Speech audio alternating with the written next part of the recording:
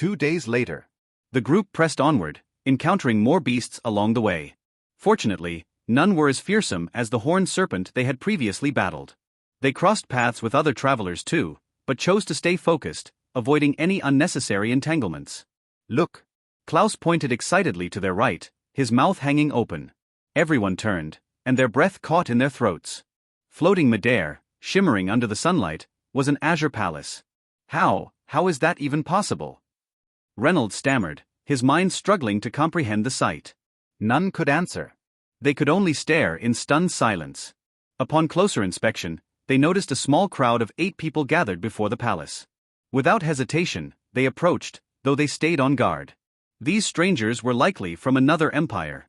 At the base of the palace, a grand staircase of 40 broad golden steps stretched toward the enormous golden doors. The other group turned to watch as Gray's party neared. "What do you think is inside?" someone muttered. "Only one way to find out," another replied. A young man from the crowd gathered his courage and stepped onto the first stair. His body trembled slightly, but he advanced to the second step without issue.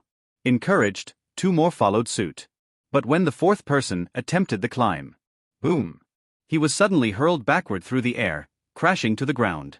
"What the hell just happened?" someone exclaimed. Fear gripped the others, and their advance faltered. The young man who was thrown back rose shakily, clearly unharmed but visibly shaken. Could it be some kind of test? Gray muttered, studying the staircase intently. Observing carefully, he realized, if you couldn't withstand the hidden pressure of the first step, you were rejected. But what exactly the pressure tested for he couldn't tell yet. After Gray successfully made it onto the first step, his companions followed, each of them enduring the pressure and moving upward. By the time the trial ended, only 10 had reached the golden doors. Yet another challenge awaited them. They tried everything, pushing, pulling, attacking with elemental strikes, but the massive doors remained stubbornly shut, without even a scratch marring their brilliant surface. Frustration built like a thundercloud. Boom! Klaus slammed a heavy strike against the door, cursing loudly, "Fuck. Why won't this damn thing move?" Gray, Reynolds, and the others weren't doing any better. Their patience wore thin, excitement giving way to exhaustion. At that moment, Alice, who had wandered along the wall, suddenly called out, "Hey dummies! Over here!" The group rushed over, spotting faint inscriptions carved into the palace wall. "When did you find this?" Gray asked, suspicious. "Just now," Alice replied innocently, but the twinkle in her eyes betrayed her. Truthfully, she had found it earlier but decided to let them struggle a little for fun. The instructions were simple. 10 people must channel their elemental essence into 10 small indentations in the wall simultaneously. Only then would the doors open. That's it. Klaus muttered, almost disbelieving. Following the instructions, they each placed a hand against the wall and poured their elemental energy into the holes. Creak! With a deep groan, the golden doors slowly swung open. A gust of ancient, chilling wind swept over them. Beyond the threshold, dim light barely illuminated the vast interior of the palace. They exchanged tense glances, then stepped inside. As the last person entered, bam! The doors slammed shut behind them. No turning back now, Gray thought grimly. Inside, they found themselves in an enormous hall. The walls were lost in shadow, and the floor beneath their feet, black and gold, was made of some cold, unbreakable material.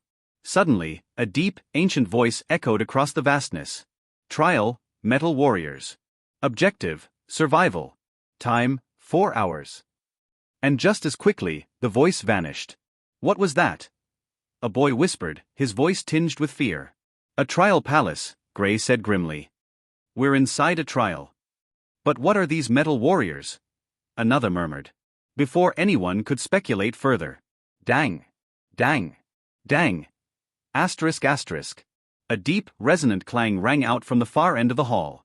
A powerful aura surged forward, heavy as a mountain. Everyone turned toward the sound, and from the darkness, 5 blurry figures emerged. Step by step, the tremors grew stronger. The pressure in the air made it hard to breathe. Only Alice and one other youth among them seemed unaffected. Then the figures fully emerged. 5 colossal metallic warriors, each over 3 meters tall.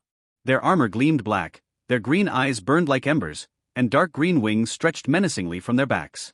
The sight left everyone frozen in fear. Oh my God! Klaus gasped. The tension in the room snapped taut. Alice narrowed her eyes, sensing their strength. Peak 9th stage, she said, her voice steady. The blood drained from many faces, including Gray's. Out of their group, only Alice and one other had reached the 9th stage. The rest ranged between the 6th and 8th. Klaus gulped.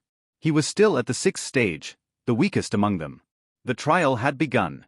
And survival was anything but guaranteed.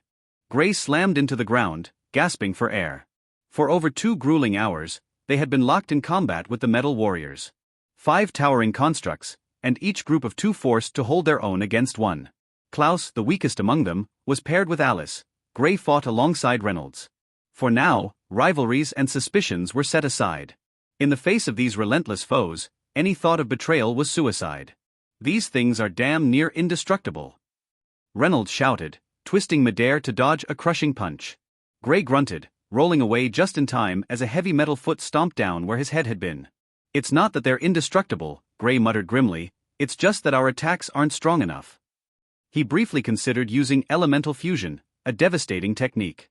But in such tight quarters, he risked annihilating friend and foe alike.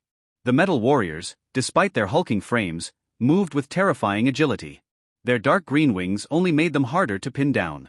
Although they hadn't inflicted serious damage, the group had managed to leave visible dents across the warriors' armored bodies. Yet exhaustion was creeping in fast. Their enemies, on the other hand, showed no signs of fatigue, moving as relentlessly as they had at the beginning. As the battle raged, Klaus noticed something odd. The warrior he and Alice faced had a sluggish right arm. Why is that hand slower? He wondered. Because Alice was shouldering most of the fight, Klaus had precious moments to observe and act, darting in whenever he could to ease her burden. 20 minutes later. This can't go on, Reynolds said, blood trickling from a cut above his eyebrow. We're running out of time and strength. He was right. Even now, they were only surviving because the warriors fought barehanded. If they'd wielded weapons, they might already be dead. Suddenly, Klaus let out a sharp laugh. I've figured it out. Alice, forced back yet again, called out, What are you talking about? The hand. Klaus said breathlessly. One of its arms, it's defective. Alice frowned, too busy staying alive to comprehend. Klaus realized there was no time to explain. Instead, he took action. Waiting for an opening, Klaus created a thread of water, aiming for the narrow gap at the warrior's shoulder joint. His first attempt failed. The warrior moved too fast. Hold it still. Klaus urged. Sure, let me just politely ask it to stand still, Alice snapped back, but she grit her teeth and tried. Several tense minutes passed. Klaus missed again and again. Alice, panting and pushed to her limit, barked, Klaus, whatever you're planning, do it now. Finally. Got it. Klaus grinned. A thin stream of water slipped into the joint. In the next heartbeat, Klaus froze it solid. The warrior's right arm locked in place. The pressure on Alice immediately lessened. She sent a flurry of attacks at the now limited warrior. So that's it. Alice breathed, impressed by Klaus's quick thinking. With one arm immobilized, it became easier to slip water into the other joint. Soon, both arms were frozen solid. Yes. Klaus and Alice shouted in unison. Their success caught the attention of the others, at least those still conscious enough to notice. Gray, seeing the frozen construct, called out, Good job. Now get your ASS over here and help us. Klaus wasted no time. He explained the trick to the 2 other water elementalists among them. Once they understood, they spread out to help the others. 30 minutes later. Boom. The last metal warrior collapsed with a heavy thud, completely immobilized. Exhausted but triumphant, the group sagged in relief. They hadn't destroyed the constructs, but they had survived. And survival was all that mattered. They used the remaining time to recover their spent elemental essence. 1 hour later. A door creaked open at the far end of the hall. Everyone stared at it. The entrance they came through remained sealed. This new doorway was the only path forward. Cautious and weary, they didn't rush. Only after another hour of resting and tending wounds did they finally move toward it. The injured youth was carried by his companions. No one could afford to be left behind. Beyond the door lay another chamber. Inside, 3 ornate boxes sat against one wall. A simple bed occupied one corner, and another door led out of the room. For a long, tense moment, no one moved. They all understood. The rewards for surviving the trial were likely hidden inside those boxes. Gray's eyes flickered from one face to another. In the heat of battle, they had been comrades. Now, They were competitors once more. Without warning, Gray dashed for the nearest box, and instantly, the others surged forward too. In the blink of an eye, the fragile alliance shattered.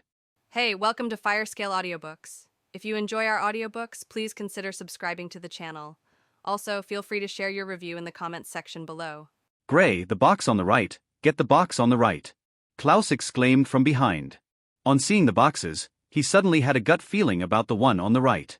His gut feelings weren't usually wrong, as it always tends to bring something good. The trio who were already aiming for the one in the middle quickly changed their direction towards the one on the right. Since Klaus said they should go for the one on the right, then they'll do just that. Of the 10 people in the room, only the injured youth stayed in the same position. Klaus was the one who moved last, but he set his sight on that particular box. He knew given his speed and strength, there was no way he could get it. That was why he quickly told the others to help him get it. FUCK off. Gray sent a lightning orb towards the youth who was about to reach the box Klaus told them to acquire. The surprise attack stunned the youth, as he didn't expect the trio who were already moving towards the box in the middle to suddenly aim at the one he wanted. What's the meaning of this? The youth yelled in anger. That box is mine. 3 people suddenly moved in the direction of Gray and his group. They were already in front of the box and Klaus had also caught up with them. Currently, there were 3 different groups in the room. Gray's group had the highest number with them being 4. The group who just spoke consisted of the other youth in the 9th stage and 2 youths who were in the 8th stage. They had already acquired 2 of the boxes, but their greed was getting the better of them. Given the fact that they had 1 person in the 9th stage, they had no reason to be wary of Gray's group since they felt the only person who would give them a tough time was Alice, who was also in the 9th stage.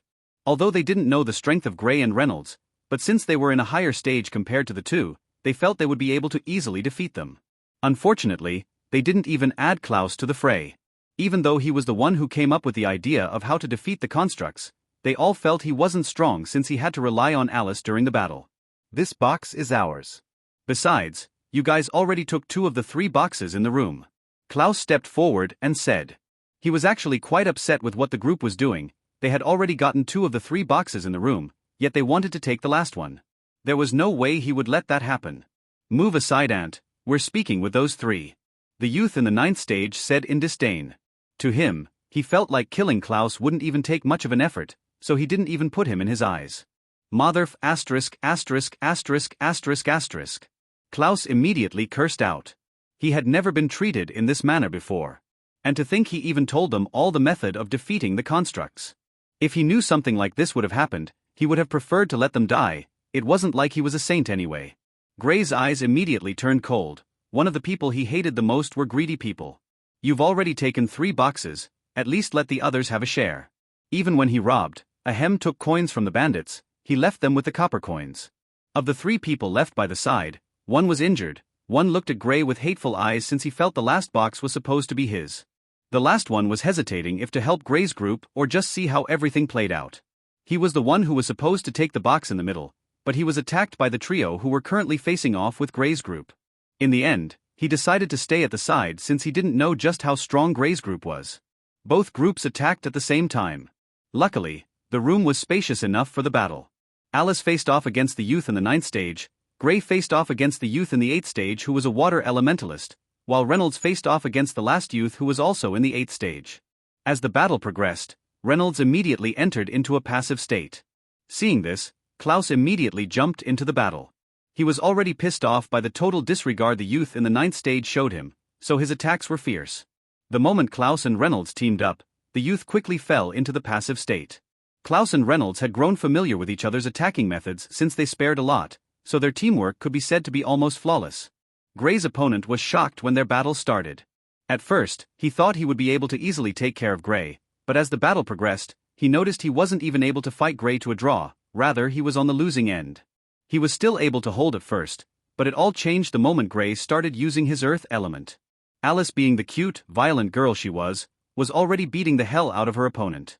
She didn't even give him a chance from the start and just pummeled him mercilessly. 2 minutes later.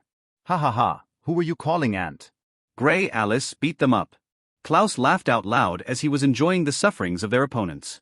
The 3 people who were watching the battles were all stunned. Aren't they a little too strong?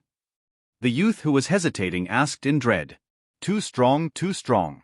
The other youth said foolishly while nodding his head. He felt happy that he didn't recklessly attack Gray the previous time, else, he would have been beaten up badly. He was in the same stage as the youth Gray was currently beating up. Of the three battles, Alice's was the most fearsome, while the battle on Gray's side was somewhat steady even though he's beating his opponent. The battle on Klaus's side was, well, somewhat odd. Arg! A scream of pain suddenly rang out in the room. When the three spectators looked towards where the scream came from, their eyes opened wide, and they subconsciously held their crotch region with sweat unknowingly pouring out of their bodies. They saw a scene that will frighten every male in the world. Klaus's leg was currently in between the crotch region of the youth they were battling. The youth's eyes rolled back after the scream, and he immediately passed out from the pain. This was the first time he felt something like this.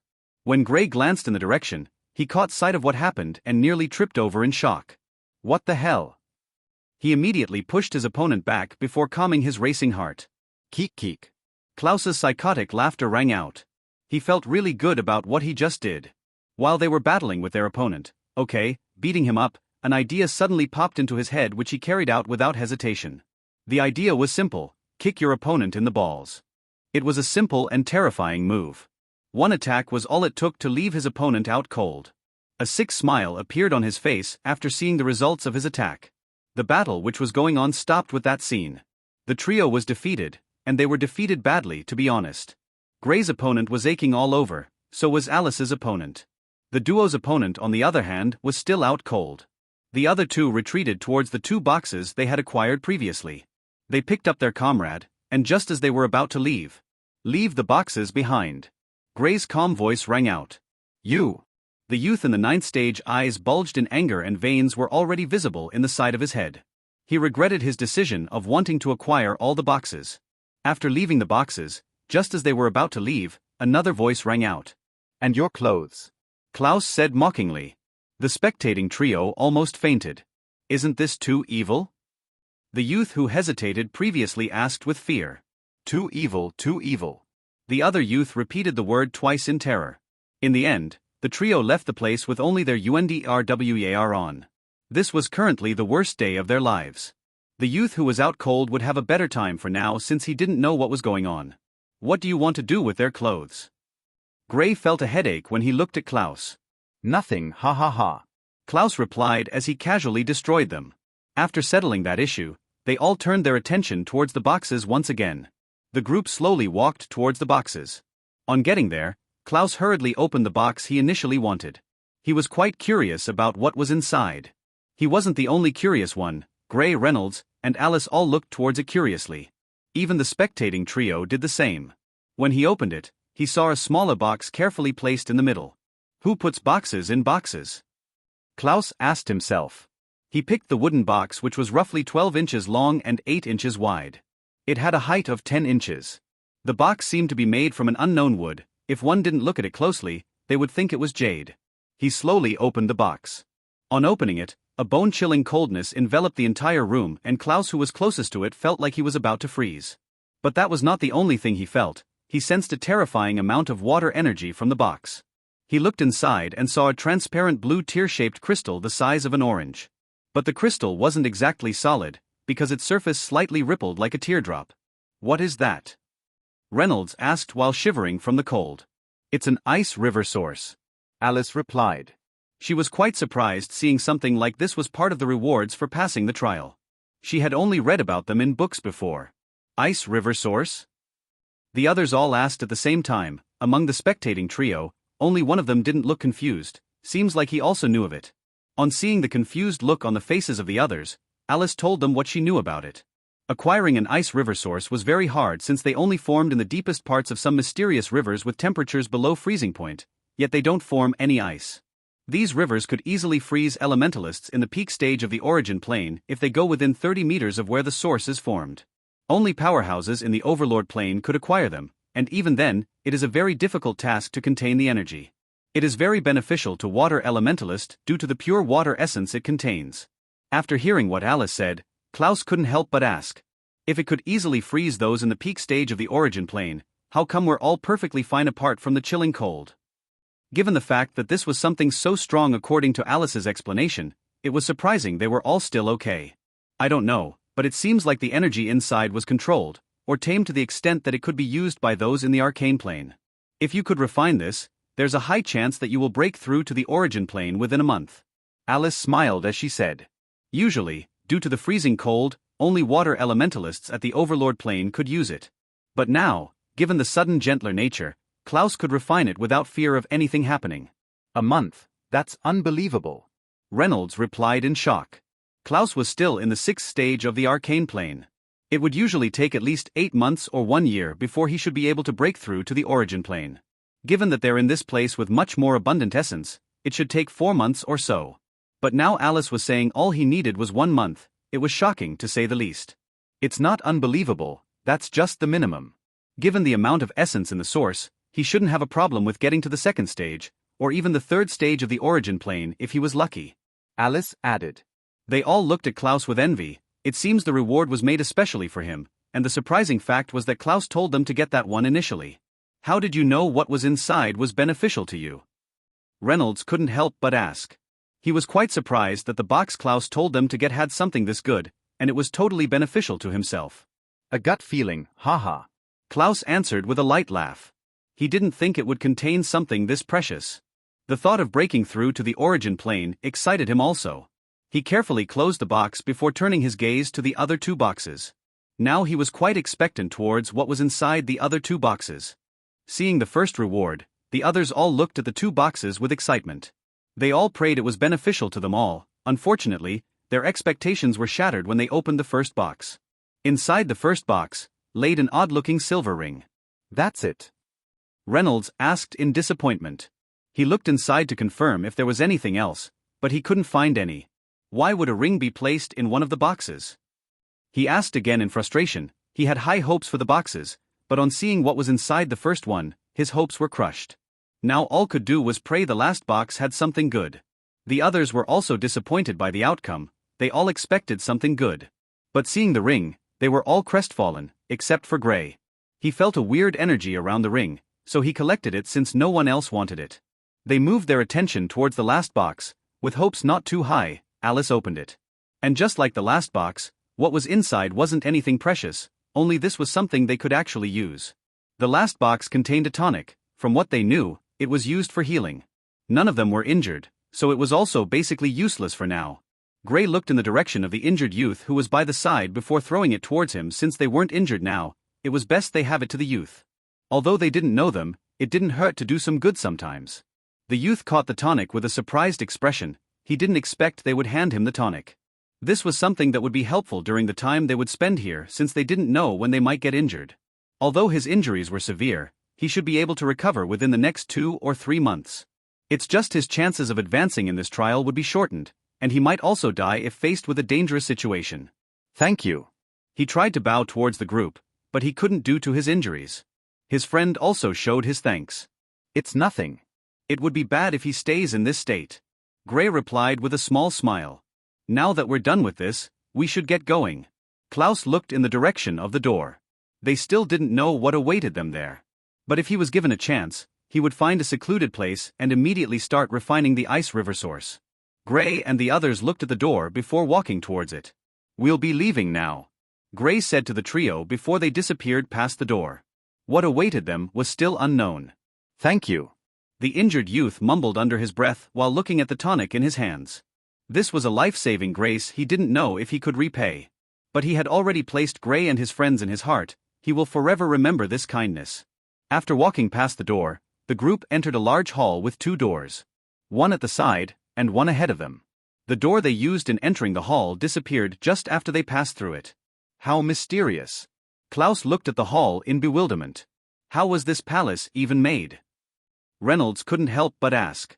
After passing each door, it always felt like they were being transported into another place entirely. They get the same feeling they had when they passed through the formation to get here.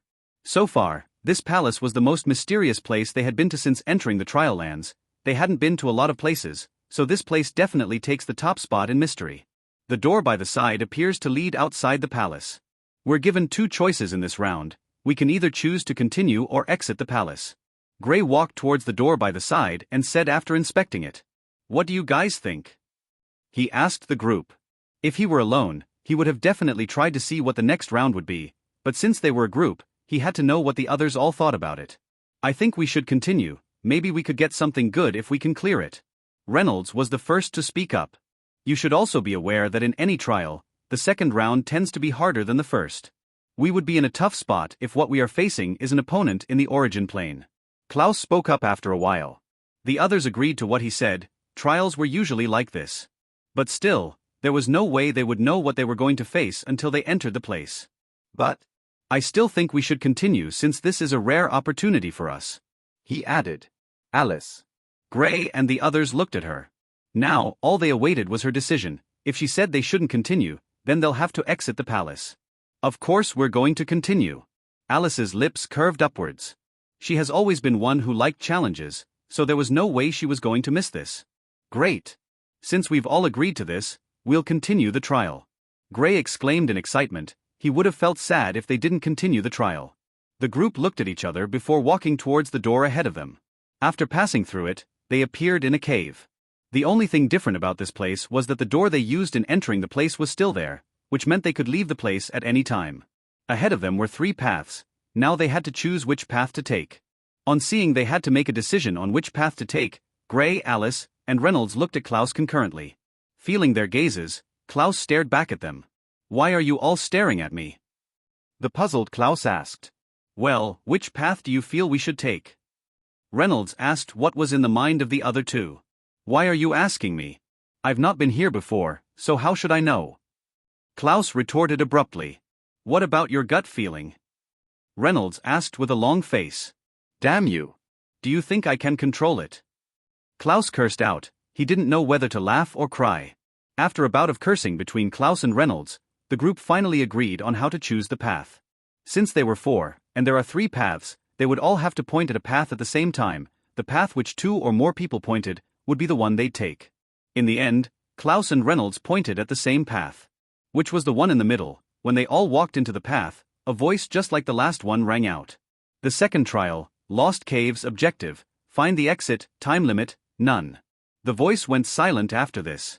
This sounds relatively easier compared to the first trial. All we have to do is find the exit, right? How hard could it be? Klaus asked. The group started walking forward. 4 days later. We've been through here before. A frustrated voice rang out. What? How's that possible?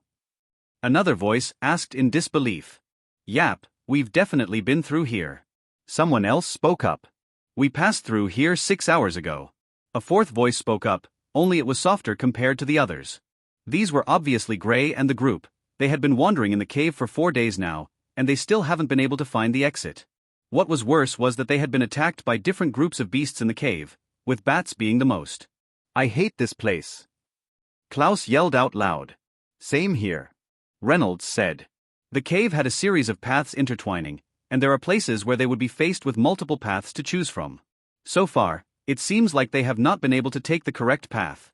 How do they expect us to leave this place? Klaus asked in sheer frustration. By finding the exit. Reynolds responded. It was a rhetorical question, you dumbass.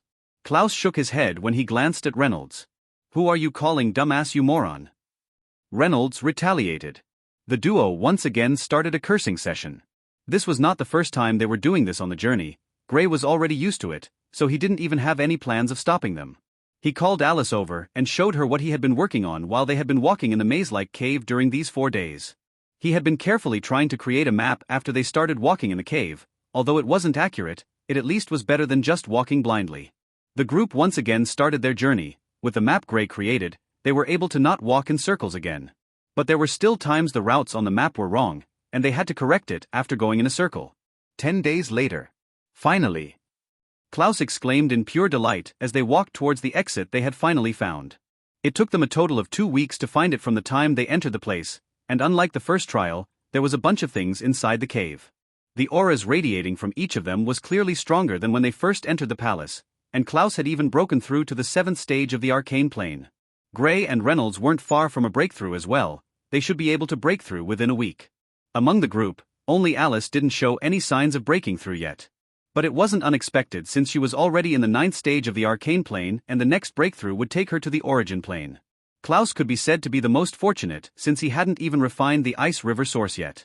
I thought we were never going to leave this place. Reynolds shuddered at the thought of staying in this place. The constant attacks they faced from the beasts in the cave had improved their abilities all round, and there was also a faint killing intent that would sometimes radiate from their bodies due to killing too much when they were in the cave. Walking past the cave, they saw an open field before them. They looked behind them, only to see the big palace. So there were only 2 trials? Gray looked back at the palace with a glad expression. He was happy he could experience both trials since they had helped hone his fighting skills. He was confident he would be able to hold on against some elementalist at the 9th stage of the arcane plane now. So what do you all think should be our next course of action? Reynolds asked the group.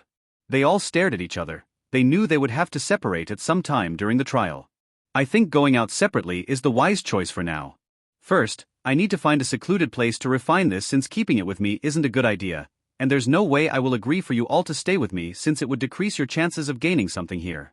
And besides, I don't even know how long it would take me to completely refine it. It might take a month just as Alice said, or it might take 2 months. Klaus was the first to speak up. You're right. The others all agreed with what he said. I'll be leaving first, you all better make sure you don't die. I'll try to find you guys after breaking through. Klaus turned decisively before disappearing into the forest by the side. Reynolds was the next to leave before Alice went in the other direction. Now, Gray was left all alone. The true trial has just begun for the group. Gray stared at the vast landscape ahead of him. From now on, he would have to journey alone. Although having company was great, he still enjoyed being alone in places like this. After taking a deep breath, he set off towards the eastern part of the trial lands. I'll increase my strength first before I start exploring the place. I should be able to break through within 2 days. He sensed it wouldn't take up to 2 days before he breaks through, so he decided to first break through before he heads out since it was always better to increase your strength in places like this. In this aspect, he slightly felt envious of Klaus. If he had been the one to refine the ice river source, he would definitely have been able to awaken his water element, and it would have been a high grade also. Not just that, but he would have also gotten a higher boost in strength compared to Klaus since awakening a new element will naturally give him an upgrade, added with the essence in the ice river source. But since it was beneficial to his friend, he wouldn't fight over it with him. It would be great if Klaus would be able to break through given his stage was the lowest among them all. He located a cave not too far from the palace. After confirming it was safe, he immediately started his cultivation. Later the next day, Gray, who was seated crossed-legged, breathed out a turbid air. After almost a day and a half, he had successfully broken through to the 8th stage of the arcane plane, and he could clearly feel the difference in his overall strength. Sending his spiritual energy inside his body, he saw the chaotic form of his essence orb which had 3 different colors. Getting to this stage, he suddenly remembered what he read about breaking through to the origin plane. On getting to the peak of the arcane plane, the essence orb in the body of the elementalist will transform into a bead that will settle in the dantian. The bead is usually one, but in the case of dual elementalists, they have 2 different beads since they have 2 different elements. Since he currently had 3 elements, he would form 3 beads when he breaks through to the origin plane.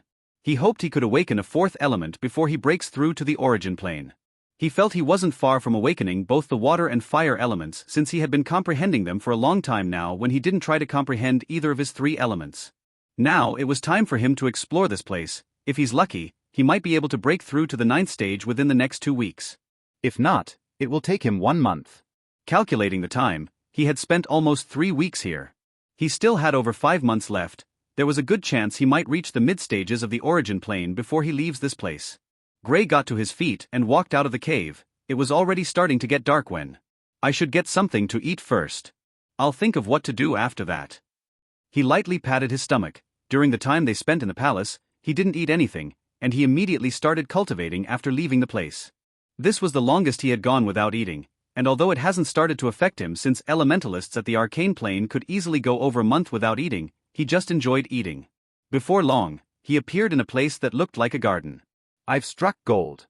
Gray's eyes lit up as he stared at the garden in front of him.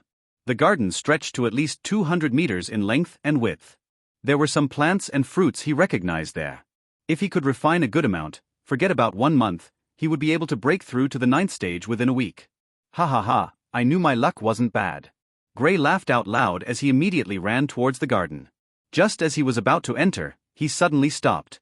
This place should usually have beasts around since it has abundant resources. He calmed his excited heart and carefully surveyed the area. If he carelessly charges into the garden and ends up being attacked by a strong beast, it would be bad. Strange, how come I can't see any beast? Gray furrowed his brows. He couldn't see any beast around the area the garden was. Just to be extra sure, he sent out his spiritual energy. Although it couldn't cover an overly wide area, it shouldn't have a problem with covering 150 meters. If he still doesn't sense any beast, he'll immediately start harvesting. Another 3 minutes passed and he still didn't sense any beast. He sent out his spiritual energy 3 more times to be extra sure before he ran into the garden. Haha, a scarlet bloodfruit. This place is heaven. Gray happily plucked the 5 fruits which were on the tree. These fruits had the unique property of increasing the strength of an elementalist in a short period of time. They were very rare, and he never expected to find them here. They also had a very faint trace of fire element in them. Maybe they might just be what he needed to awaken his fire element. The garden had different rare plants and fruits he had read about. There was a lot he wasn't familiar with though, but it didn't stop him from collecting them. He was still stuffing his bag when he suddenly heard a noise. On lifting his head, he saw the head of a bunny popping out from the ground. The bunny twitched its nose like they usually do. Ha! Bunny! He was slightly taken aback seeing a bunny popping out of the ground. He was stunned by its size though. The bunny Chris had at the valley was only about half a meter tall, but when this one fully emerged from the ground, it was well over a meter in height. The most surprising thing was its cultivation level. The bunny was already in the 7th stage of the arcane plane. Who knew bunnies could cultivate to this stage? Well, you, my friend, came at the perfect time. With these plants, I'll be able to make a great bunny soup. Just as he got within 10 meters of the bunny, he suddenly caught sight of a movement from the side of his eyes. Pop! Another bunny popped out from the ground. This one was also in the 7th stage just like the first one. 2 bunnies, not bad. Gray nodded with a smile. Given his current increase in strength, he didn't have anything to fear in the arcane plane any longer. Even Alice might not be able to defeat him anymore. Facing 2 bunnies wouldn't be too much of a hassle. The only thing he felt regretful about was the fact that he could only kill one since there was no way for him to store the other one. Taking another step, he suddenly froze in place. A series of popping sounds echoed over the place. Pop! Pop! Pop! Looking around, Gray's hair stood on end. Over 100 bunnies popped out of the ground, and the one with the lowest stage was at the 6th stage of the arcane plane. There were even 3 who were in the 9th stage. Gray stood on the spot staring at the bunnies. The bunnies all stared back at him. It was like he was in a sea of bunnies. Surrounded from all angles, escaping was not going to be easy. Squeal! One of the 3 bunnies at the 9th stage screeched and raised one of its paws pointing it at Gray, with a fierce light in its eyes. Although Gray couldn't hear or speak bunny, he was able to understand what the bunny said. It was one word: attack. Squeal! The other bunnies reciprocated, and just like a moving tide, they all dashed towards the still stunned Gray. The current posture of the bunny was too cute, so he couldn't help but stare a little longer. He was quickly knocked off his daze when the bunny closest to him kicked on the stomach. Fuck. Do they know how to fight? I thought they only knew how to bite. Gray swore as he immediately turned and fled. There was no way he could fight against them. If there were only 3 bunnies, he might have still had plans of making soup, but now to hell with the soup, all he wanted to do was escape from them. He managed to escape the encirclement after some time. While he was running, he turned around from time to time to check if they were chasing him. And to his greatest surprise, they were. He thought after leaving the garden they'd let him be. But he was wrong. He almost had the urge to cry. If Klaus or Reynolds finds out he was chased by bunnies, they mock him forever. He suddenly heard a loud squeal from behind him again, and just like the first time, the bunny in the 9th stage had the posture of a general telling his soldiers to attack. But unlike the first time, Gray didn't find it cute. Bunnies aren't cute like everyone says. Gray said out loud as he once again used his movement technique to flee from the area. Damn bunnies. Gray cursed while sitting in a crossed leg position inside a hole in a huge tree. The bunnies surprisingly chased him for over 1 hour. He could swear the leader of the bunnies gave him a smug look, like, "I thought you wanted to make bunny soup." Looking at his bag, he felt a little excited about his harvest. Although he didn't take a lot which would have guaranteed him a quick advancement to the 9th stage, they were still better than nothing. Since he was not an alchemist, there was no way he could fully bring out most of the essence from the plants.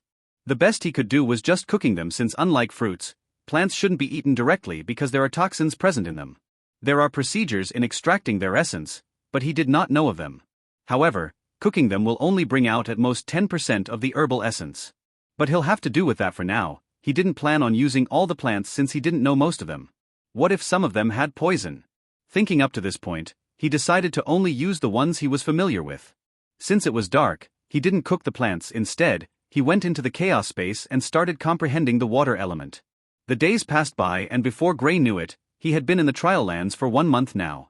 This 1 month could be said to be fruitful since he had been able to advance quickly in his cultivation. Currently, he was just a whisker away from the 9th stage of the arcane plane. The only thing that dampened his mood was that apart from the garden, he hasn't obtained anything good that boosted his strength. He had searched multiple buildings but couldn't find anything good. A castle. Gray saw a castle in the distance from the hilltop he was currently on, and made his way towards it. From the palace he entered the last time, he had big expectations for this castle. Although this place wasn't as big as the palace he entered the previous time, it should have good items inside. It took Gray 3 minutes to get to the castle.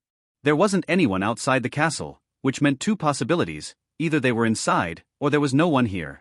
He cautiously entered the castle, and before he could walk any further, he heard sounds of battles. Someone's fighting? No, seems like a group. At first, he thought it was a single battle, but from the sounds, it was clear the battle was between 2 groups. He sneaked towards where he was hearing the sounds, and soon a big hall appeared before him, and he noticed the groups fighting against another. There were at least 10 people in each group, and at the side of the hall, 6 beasts could be seen lying lifelessly on the ground. These beasts aren't weak, they are all stronger than an average peak arcane plane elementalist. Gray thought. He had battled with beasts that were exactly like these, so he knew just how strong they were. Focusing his attention back to the group fighting, he saw some familiar faces he saw not too long ago. It's them. What are they fighting over? He saw them about a week ago. When he was about to enter a compound, he saw this group. They consisted of about 10 people, and the one with the weakest cultivation stage was at the 8th stage of the arcane plane. But none of them had been able to break through to the origin plane though. The leader of the group was a refined-looking young man who had sharp features and a warm, gentle smile. When the group noticed Gray, the leader suddenly walked up to him and introduced himself with a calm voice. The way he spoke was very soothing to the ear, and Gray was sure he wouldn't have a problem with convincing people. Just from how he spoke, Gray almost had the notion of befriending him. But when he recognized the students from the Starlight Academy behind him, he quickly dismissed that thought. Seeing them, he thought they came to find trouble with him. When the leader noticed this, he laughed before introducing himself to Gray. When Gray heard his identity, he was shocked. The leader of the group claimed he was the 12th prince of the Chilan Empire, and from the way the students from the Starlight Academy were behaving towards him, it didn't seem like he was lying. He didn't expect the 12th prince would recognize him. He hasn't even seen this 12th prince before or any other prince. He was invited by the prince to join their group, which he politely refused. Since the prince was talking to him calmly, there was no need to be rude to him. But there was something he noticed the moment he refused. He felt a hint of animosity from them, the prince included. Well, he already felt it from the trio from the Starlight Academy the moment they saw him. Although the prince hid it quickly, he was still able to sense it. I understand the animosity coming from the students from the Starlight Academy, but I've never met any of the other people. So I don't get the reason they are feeling this way towards me. It shouldn't be because I refused to join them, right? Gray had always kept his guard up whenever he crosses paths with people. He increased it further the moment he recognized some people from the Starlight Academy. He further increased it when he sensed animosity from people he hadn't even made contact with. Huh. What's that? Gray's attention was immediately drawn to the box which was placed not too far from the fighting group. There's an array protecting it, but it seems to have worn down due to time. They are probably fighting over who will acquire it. But from the aura radiating from the array, it has been attacked before. It's almost broken even. Fuck you all, this place was found by us. And we also defeated the beasts here, now you all want to claim the reward. A youth from the other group yelled towards those from the Chilan Empire. The prince replied in a very cool and calm manner. It doesn't matter who finds it first, it's who has the strength to acquire what's inside that matters. The group from the Chilan Empire all laughed. They had been here before the other group defeated the beasts, but they hid so as not to alert them of their presence. When the group successfully killed the beasts, they immediately went over to the box, but seeing it was protected by an array, they started attacking it. Luckily, the array didn't seem to have a self-repair function, or maybe it had, but it wasn't working properly. They were about to break the array when the group from the Chilan Empire showed up and attacked them. Gray looked at them for a while. The moment he saw the box, his interest was aroused, and he was already plotting on how to acquire it. He didn't care about any prince. If he's a prince, what does it have to do with him? Given his knowledge of arrays, although this array was more complex compared to the ones he knew, they all had the same outline. If he could figure out the weakest link, he could quickly destroy the array and escape with the box. But he wasn't in a hurry. Even if he finds the link now, he couldn't attack since he had to make sure he moved at the best time. The group from the Chilan Empire already had the upper hand, and he estimated they would most likely win the battle since the other group was already exhausted from the previous battle with the beasts. You should just give up. Some of you are already injured, and there's no way you can contend with us. The prince tried convincing the group. It would be better if they didn't have to waste their energy fighting a prolonged battle. The other group all looked dismayed. They had worked so hard just to get here.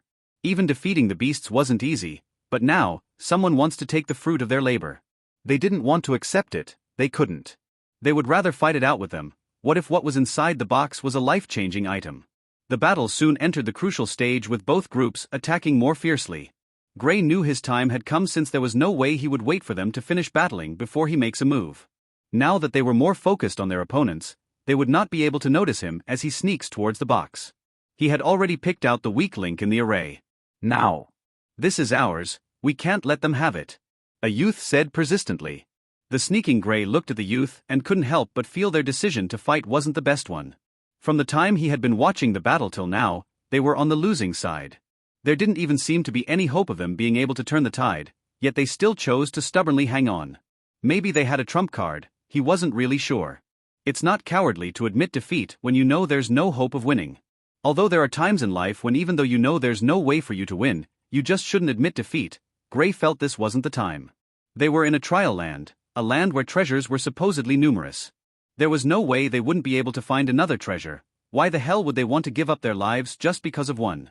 Well, thanks to their stubbornness, he had the opportunity to be the person benefiting. If the group had given up, there was no way he would have had the thought of stealing the treasure. He wouldn't even be here as he would have immediately left the place the moment he sees the group from the Chilan Empire. The thought of stealing the box only came to his head when he realized what was going on. He saw an opportunity when the other group decided to fight resolutely. But he admired their bravery though, although he felt their choice wasn't a wise one. He even felt his current choice of action was impulsive since if he were to be caught, it wouldn't be great. The group from the Chilan Empire would definitely not let him off. He was already lucky they didn't attack him the first time. Stealing the treasure is no different from slapping them in the face. Well, that was on the premise that he was caught. If he could successfully steal the treasure and leave the place with no one noticing it, then it would be perfectly okay. Boom. An attack that was dodged by a student from the Starlight Academy landed close to Gray. Shit. What the hell? Gray almost screamed out loud. Luckily, he was able to quickly regain his composure. The attack landed just 5 meters away from him. If he were hit by it, it would have been a painful experience. There were a bunch of things in the hall he could easily hide behind as he was making his way towards the box. He would stop and look at the battle to confirm if he should still continue with his plan. It wouldn't be funny if just as he stepped out to take the box, the battle ends and both groups stared in his direction. Attacks were flying left and right in the battle, and the group from the Chilan Empire were gaining more advantage against their opponents. If it continues like this, the battle would end in at most 10 minutes. Well, that was enough time for him to take the box and make a run for it. The distance from the door to the other side of the hall was almost 500 meters. This showed just how big the hall was. Currently, Gray had already gone over 100 meters. There was the corpse of one of the dead beasts about 60 meters away from him. This would also be one of the things he would use to hide from the fighting group. Arg! One of the youths screamed out in pain. On hearing the shout, the others from his group all looked towards the direction. They saw one of their comrades was seriously injured by his opponent. Ah! You animals! Another youth shouted in anger and increased the fierceness of his attacks. He was not the only one, his comrades also did the same. The youth from the Chilan Empire furrowed his brow since this was not the result he expected. According to his speculations, after seeing their comrades seriously injured, they'll decide to retreat since their hopes of victory would also be diminished due to the injury. But unexpectedly, they all attacked with renewed vigor. It was like seeing their comrade injured was a form of motivation for them. Humph. Fools who don't know what's good for them. The youth snorted coldly before he resumed his attacks. Gray looked at them all and was quite surprised. These people were really passionate. Well, the more they fight, the better for me. Gray thought as he silently moved towards the body of the dead beast. On getting there, he squatted by the side of the beast. Given its size, there was no problem for it to hide Gray's body even though it was lying on the ground. At the time Gray battled with the beast, he estimated they were at least 6 meters tall. Gray, who once again focused his attention on the battle, failed to notice that the beast, which had its eyes closed previously, was currently staring at him. He even placed his hand on the head of the beast as he stayed in the squatting position. Strange, what's this foul smell? I didn't perceive it a moment ago. The beast, which currently had its mouth open, was breathing slowly. The stench which came from the mouth of the beast quickly enveloped Gray's nose. Trying to sniff out where the stench was coming from, Gray's head uncontrollably turned in the direction of the beast. In fact, his head was right in front of its mouth. Gray's heart nearly jumped through his throat as he unconsciously retreated. After carefully observing the beast, he breathed a sigh of relief. It nearly scared me to death. Although the beast was still breathing, it was no different from its dead friends around the hall. It couldn't move due to the injuries it had sustained. Gray looked around to check if his sudden movements alerted anyone, but he was relieved when he saw they were still fighting their battles fervently. "It's time to join your friends," Gray murmured as he pierced one of his blades through the eyes of the beast. The blade quickly traveled from the eyes and reached the brain of the beast. The beast twitched when the blade made contact with its eyes, but the twitching stopped the moment the blade reached its brain. After killing the beast, he checked on the group once more. Seeing they didn't notice anything, he continued sneaking steadily towards the box. 2 minutes later. Got it. Gray thought, excited as he broke the array. It wasn't as easy as he thought it would be. The array was much more complex. Looking at it from afar, he could already tell it wasn't on the same level as the ones he had worked with. But when he tried breaking it, he had to re-evaluate it. At first, he thought the difference wouldn't be too much, but on getting in touch with it, he noticed just how big the difference was.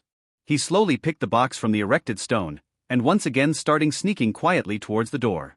Before they'll realize what happened, I'll already be long gone. Gray snickered in his mind as he carefully sneaked towards the door so he could escape. Bang! A sound echoed in the room. It was different from when attacks had been landing on the walls of the hall. It sounded like someone hitting a wall. Looking closer, Gray realized it was a youth from the Chilean Empire. Seeing where he landed, Gray broke out in cold sweat. The youth was sent flying, and he smashed into a wall close to where the box was supposed to be. When he managed to stand, he realized the stone he used in supporting himself looked familiar. He was quite shocked by the sense of familiarity he got from the stone, but he shrugged it off when he couldn't figure out the reason. He couldn't be blamed for not realizing the stone was where the box was placed, since he only looked at it the first time they entered the place. The rest of his time had been focused on fighting with the other group. Just as he was about to get back into the fight, he suddenly jolted and looked back at the stone. Where's the box? At this time, Gray was already 50 meters away from the door. Damn! Why did they have to knock him in that direction? Gray swore as he immediately dashed towards the door. Currently, there was nothing he could hide behind, and since they had already noticed the box is missing, they will definitely search the entire place. They might even block the door until they were sure the person is no longer in the building. Staying here wasn't a wise option for him. The fighting stopped instantly when they heard the youth. How can they still continue fighting when what they were fighting for was gone? Where's it? The prince asked with a cold face. There is no one else in the hall, or could it be? He quickly looked in the direction of the door, but only saw the back of the fleeing Gray. There. The prince dashed towards the door. When the others saw this, they immediately followed behind him. The moment Gray passed the door, he sensed they had already started chasing after him. If not for that moron, I'd have successfully left without them realizing it. Oh well, I'll run first. Looking at the box in his hands, he couldn't help but feel curious about what it contained. The size of the box was somewhat impeding his movement speed. He decided to take out what was inside and ditch the box. When he opened it, he was surprised by what was inside. Inside the box laid an egg. It was pitch black in color and was slightly larger than 2 fists combined. An egg. Gray was slightly dazed and his speed reduced substantially due to him putting most of his focus on the egg. But he quickly snapped out of it and once again increased his speed. I'll study it later. But there seems to be a trace of life inside, although it's faint, I can sense it. He kept the egg in his bag before charging out of the castle. Some seconds after he exited the castle, the prince came out also. But Gray was nowhere to be found. There were trees around the castle, so there was no way he could guess which direction Gray faced. He's fast. Although he was a wind elementalist, he was still unable to catch up to the thief. This could be attributed to the fact that the thief had the head start, and the distance from the castle to the trees wasn't large. But he was sure the thief was fast as well, at least no slower than he was. Giving chase was useless, given the fact that the terrain was good for escaping. Where's he? The others slowly caught up with the prince, who was standing outside the castle looking in the direction Gray faced. Gone. The prince said indifferently before turning back inside the castle. That was not the only hall in the castle, there were others. So, he wouldn't brood over losing this box. He was upset, that was certain, but there was nothing being angry could do. But there was something he found strange. When he saw the back of the thief, he felt a sense of familiarity. It was like he had seen the person before. Who was it? He went deep in thoughts as he walked into the castle. He had seen many people since entering the trial lands, so it would be hard for him to remember just who it was from seeing only their back. Shit. After all our hard work, another person was the one who benefited. A youth from the Chilean Empire said angrily. The other group also felt frustrated, but they were happy the group from the Chilean Empire wasn't the one who obtained the box. Now you all know how it feels, only in your case, you couldn't even fight back. A youth laughed out loud, pleased on seeing the misfortune of the group from the Chilean Empire. Who would have thought you were all working for someone? They continued mocking them since they couldn't have it. They were happy the group who blocked them didn't also obtain it. Under the gloating gazes from the group from the Chilean Empire furiously headed back into the castle. 5 minutes later. Gray was sitting on a tree with the egg in his hand.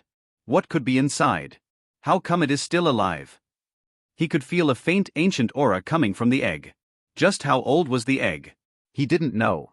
According to what Chris told him, this place was discovered 900 years ago. This meant the egg was at least 900 years old. That was a terrifying number. How strong was the creature which was inside, for it to still be alive even after so long? Or could it be dragons? Gray's imagination started running wild. But unfortunately, there was no way for him to get an answer. After looking at it for some time longer, there was no change in the egg. He thought maybe the egg would hatch after it was removed from the box, but it didn't seem like it. He placed the egg back into his bag before thinking of where next to head towards. 2 days later. Bang! The body of a huge crocodile slammed heavily into the ground. Gray walked calmly towards the beast. It truly does live up to its name, he thought while looking at the corpse on the ground. This was the corpse of a rare beast, the black lightning crocodile. The crocodile is equipped with a rare type of lightning, black lightning, hence its name. Its scale is tough and it took Gray a great amount of effort before he was able to defeat it. Well, the crocodile was in the 8th stage of the arcane plane. Had it been in the 9th stage, there would have been no way he could have defeated it. Gray felt excited while looking at the beast. This beast could be said to be a walking treasure. Its scale could be used for making clothing that is almost fully resilient to lightning. The lightning element was imbued in its bones, which could be refined with weapons. There are rare weapons that have attributes imbued in them. If an elementalist uses a weapon that was imbued with his element, the attack power will be increased by almost 20%. These weapons are known as elemental weapons. But the most important treasure in the body of this beast to Gray was its heart. The black lightning crocodile heart is called a water heart pulse. It was biased towards to water element and had the effect of cleansing the body. In Gray's situation, he wouldn't have a problem in awakening his water element if he acquires it. Who's there? He asked as he vigilantly looked around. 3 young men walked out behind the trees around the place. They all had a smile on their faces. You've done well. Now, we'll take it from here. One of the youths said while chuckling lightly. Take what over? Gray asked with a long face. He could already guess what they were saying, but he hoped it wasn't what he thought. Are you dumb? Or just acting like you are? Step away from the beast. Another youth said. Gray's face went dark when he heard this. How could he accept this? After fighting so hard to kill the crocodile, now the spoils were about to be taken by others. Now he knew why that group refused to give up. After painstakingly defeating the beasts, then someone would just step out of nowhere and tell you to leave it, which was impossible to accept. Gray studied the group and his heart sank when he realized their stages. 2 of them were in the 9th stage, while the last one was in the 8th stage. He couldn't leave the heart behind given how important it was to him. But the chances of his victory weren't even close to 40%. All I need is one thing from it, you can have the rest part of it. He tried to negotiate a deal. Getting the heart was a must for him since he couldn't guarantee he would be able to see this creature again anywhere. This was a rare beast to start with, and they were very difficult to deal with given their strength. Even if he sees another one, what if it was stronger than he is? No. Now get lost before I lose my patience. The last youth who hasn't said anything spoke up. Compared to the other 2, he had cold eyes which were filled with killing intent. The 3 youths were currently 20 meters away from him. Gray couldn't accept the fact that this opportunity will pass him by. Stealing his mind, he held his blades in front of him and prepared himself for battle. Against one of them, he was confident he would be victorious. But against 3 of them, his chances weren't that good. You want to fight against us? The youth with cold eyes asked while laughing. The other two also started laughing like they had heard the funniest joke. Even if Gray were to be in the 9th stage of the arcane plane, his chances of victory against them were almost zero. With 2 being in the 9th stage, and 1 being in the 8th stage, they could be said to be almost invisible if they faced a 3-man team also. Gray didn't bother answering and just stayed in the same position. As long as he could take out one of them quickly, his chances of victory will be increased. And the delay was exactly what he needed. The trio was mocking him, while he was currently busy inscribing. He was trying to inscribe at least 2 symbols before the battle starts. With that, he'll be able to at least take one of the trios out of the picture. Humph. Fool. The trio immediately attacked him. Couldn't they mock me a little more? Gray thought as he used a defensive technique to block and also used his movement technique to evade their attacks. He wasn't done with the inscription before they attacked him.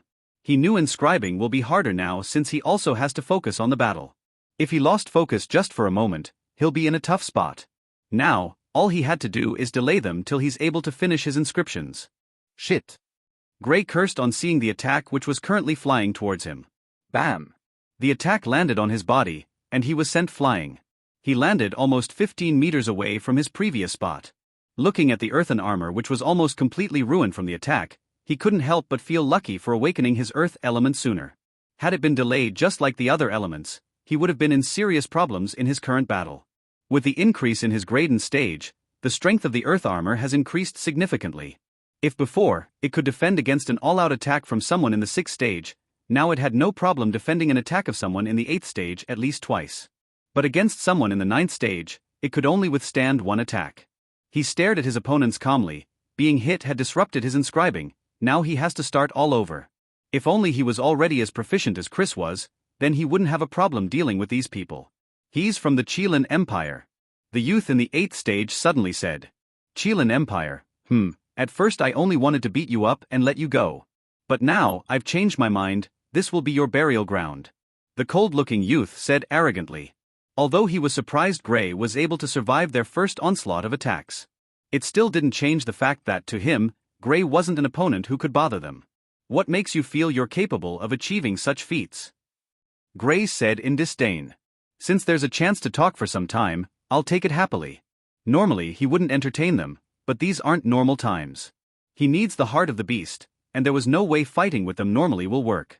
If he could take out one of them, or even 2 before the fight gets to the critical point, then that would be great.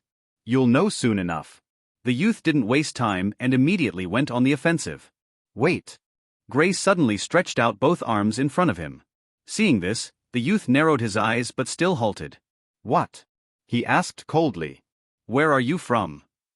He really didn't give a shit where they came from, but currently, he'll do almost anything to delay them.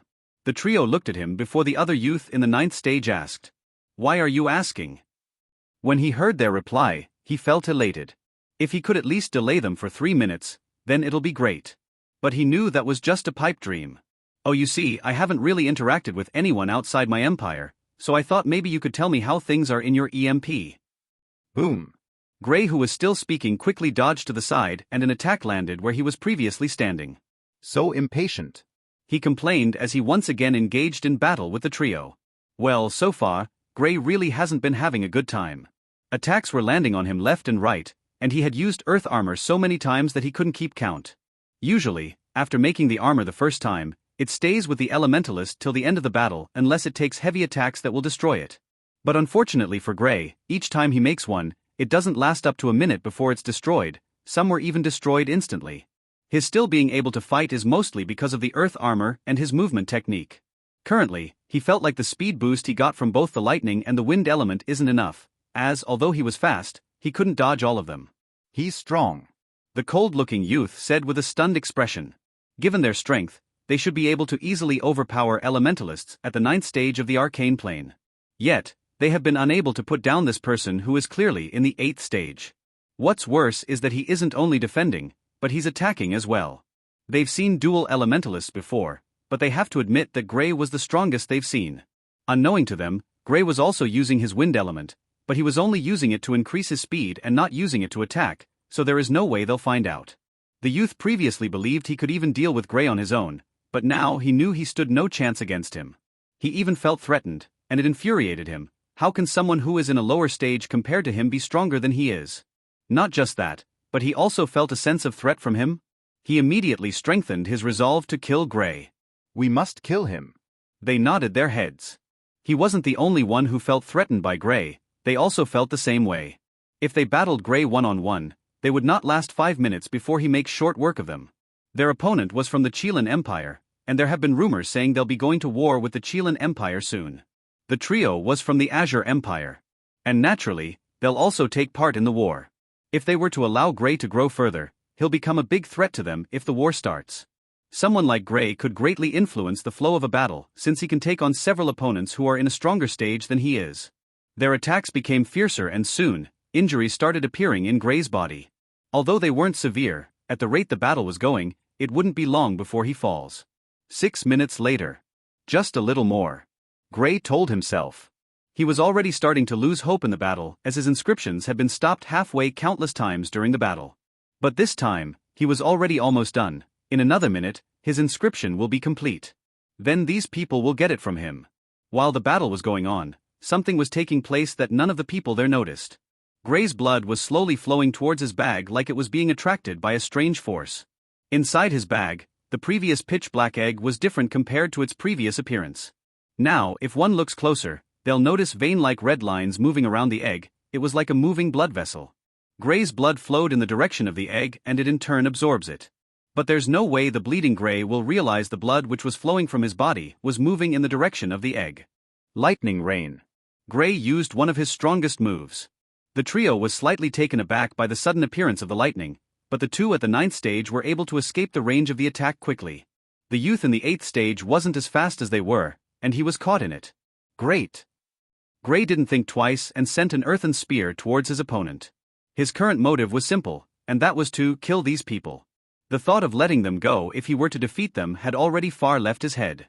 He already noticed the killing intent from them. Since they want to kill him, why would he let them go if he had the chance?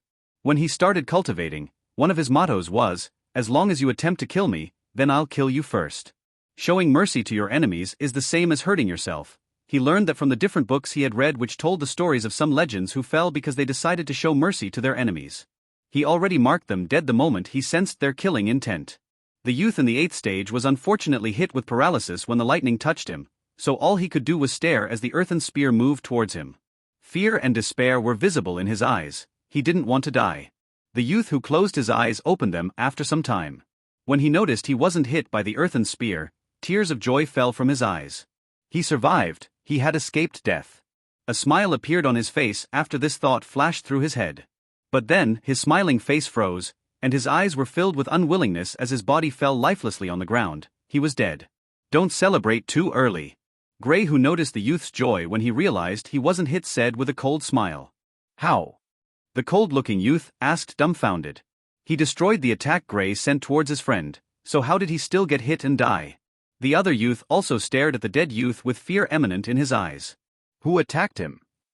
At the thought of this, he quickly looked around but still couldn't find anyone. Gray stared at the two stunned youths and his smile grew colder. This place is really fitting for a burial ground. Only, it won't be mine, he said as he launched himself towards them. Above him was a silver symbol. What's that? The cold-looking youth pointed at the silver symbol which was on the sky with horror. After Gray killed the first youth, he had completely suppressed them. It was even harder for them to defend against the attacks which would sometimes fall from the sky unexpectedly. They were always confused about where the attack came from. It was only after some time passed did the youth notice the symbol. So that's how he killed him. He thought as realization dawned on him. He had been puzzled about how their friend died. Now he knew the reason. It was because of that. Being too engrossed in the battle, it was hard for something else to draw his attention, as he knew any slip-up, and he'll end up like his dead friend. At first, he thought it was some kind of special technique Gray was using to unleash the attacks, but now he knew it wasn't because of any special techniques. It was that odd silver-looking symbol that was attacking them. But what he couldn't figure out was how Gray did it. If he had such a trump card before the battle started, why did he allow himself to be beaten up before using it? From the looks of it, it seems like he could use it almost limitlessly. Every single brain cell in his head was trying to process what was happening, but he still couldn't figure it out. As the battle went on for another minute or so, the situation of the duo entered a more dire state. If they continued battling, They will most likely end up dead within another 5 minutes. They had to escape. There's no way we can defeat him, we have to escape and tell the others. The youth said to his companion. Although he said this, he still didn't turn to run away, it was like he was waiting for something. I'll wait till he's distracted with trying to kill Lucas, then I'll make a break for it. The youth thought coldly. He didn't care if his friend died, as long as he could escape with his life, then he's satisfied.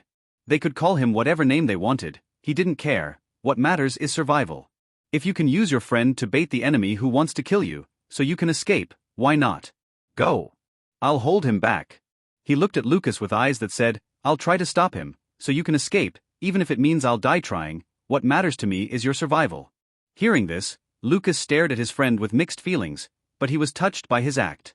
Even Gray, who was attacking them, was touched by his loyalty. I'll make sure this Chilean Empire monster pays for this. This is my promise to you. He will not leave this trial land alive. Lucas said before turning away to escape. We still don't know who will die here, he. Humph. Do you think you can escape? Anyone I've tagged dead will surely die. Gray snorted coldly before sending an attack towards the escaping Lucas. Lucas didn't even bother to turn around as he had already placed his hopes on his friend. Since his friend said he'll block their opponent so he can escape, there's no way he'll allow the attack to get to him. Stay here. Gray said as the rock he sent towards Lucas turned into a hand and grabbed him. This is my chance. The cold-looking youth didn't delay, he immediately dashed towards the other direction at the fastest speed he could muster.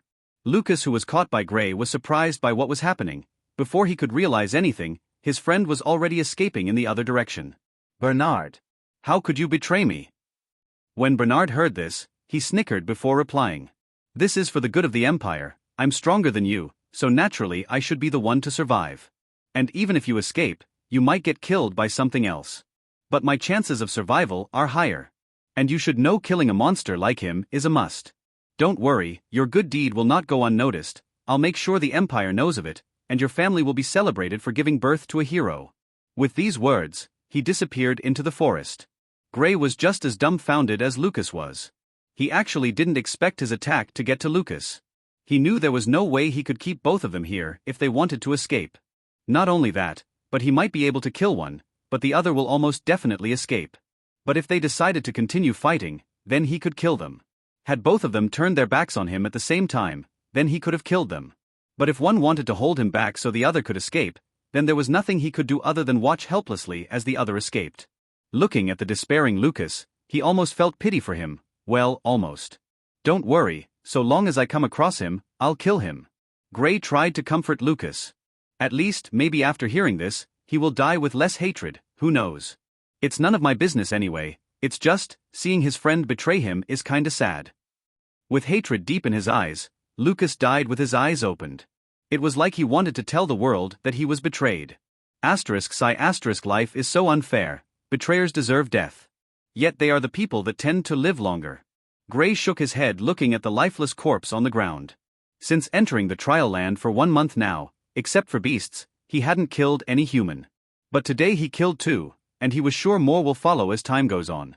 There can't be peace in the world, I have to grow stronger to ensure I can protect everyone and everything I hold dear to me, he said with determination.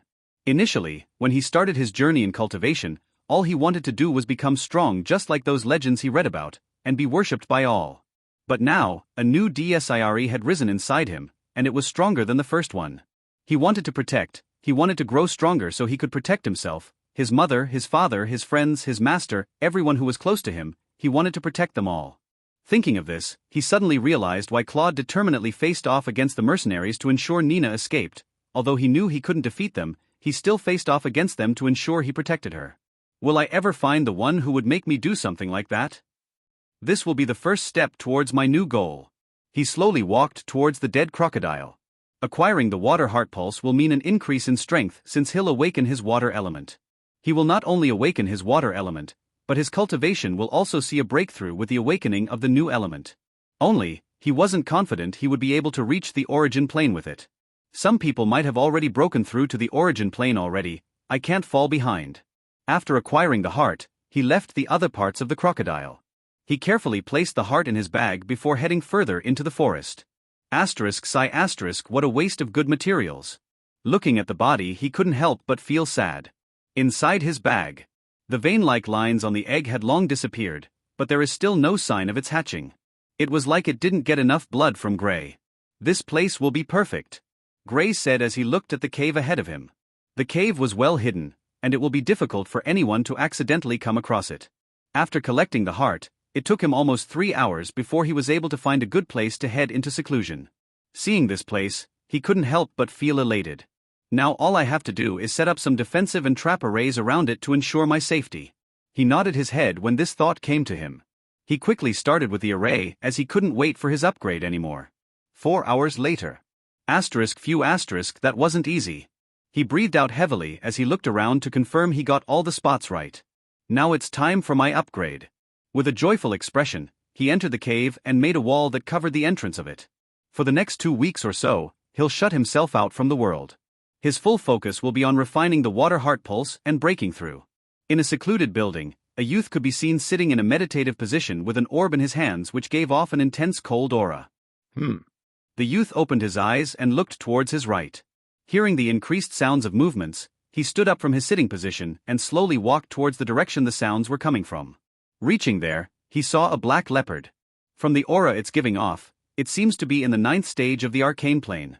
I should be able to deal with it, but I don't know if there are others around. The youth thought while looking at the creature as it took big strides around the building. As if sensing the youth's gaze, the leopard looked in his direction. It looked at the youth and faced him. Both the youth and the leopard stared at each other for some time, each clearly wary of the other. I haven't battled a beast in the 9th stage since I advanced. The youth thought as a little glimpse of fighting intent surfaced in his heart.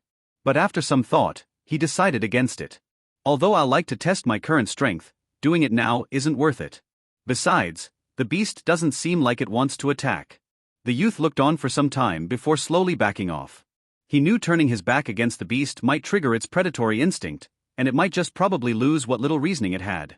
The leopard didn't make any other movements and just stared at the departing human.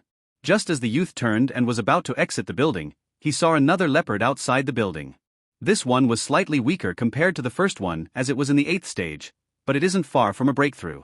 Had I gotten into a battle with the first one, I would have been in a difficult situation if this one joined the battle. Unfortunately, things don't always go as planned. The leopard, being a predatory type beast, had keen senses, so it was able to sense the arrival of the human. Unlike the first one, this one charged straight at the youth. Damn! Couldn't it just pretend it didn't see me? The youth thought, frustrated before sending out a water snake towards the leopard. Bam! The leopard was immediately sent flying. Stupid cat, the youth said with a smirk. Wow! My attack power is insane. Normally, someone in the 9th stage of the arcane plane can't easily send a beast in the 8th stage flying so easily. He didn't stay any longer and quickly left the place before the other leopard would recover from the attack, and the other would exit the building. The youth soon disappeared from the area. This youth is Klaus, who found a place for his seclusion 2 weeks ago. It has been 2 weeks now. I wonder how the others are doing. Klaus thought while running in the forest. In these 2 weeks, he had already broken through to the 9th stage of the arcane plane. His speed could be said to be the fastest among everyone who entered the trial lands. In 1 month of entry, he has gone from the 6th stage to the 9th stage. And it seems he isn't far from breaking through to the origin plane. This was the second time his seclusion has been disrupted during these 2 weeks. He couldn't complain though, since there is a high number of beasts present in the place. I should find a good spot to complete my refining, or even, I should at least break through to the origin plane before they disrupt my cultivation again. Shaking his head, Klaus continued heading deeper. This place should be a go. He didn't finish his statement before he started hearing the sounds of fighting not too far away. Going over to check it out, his jaw dropped. With stars almost shooting out of his eyes, he stared at the open box at the side of the building.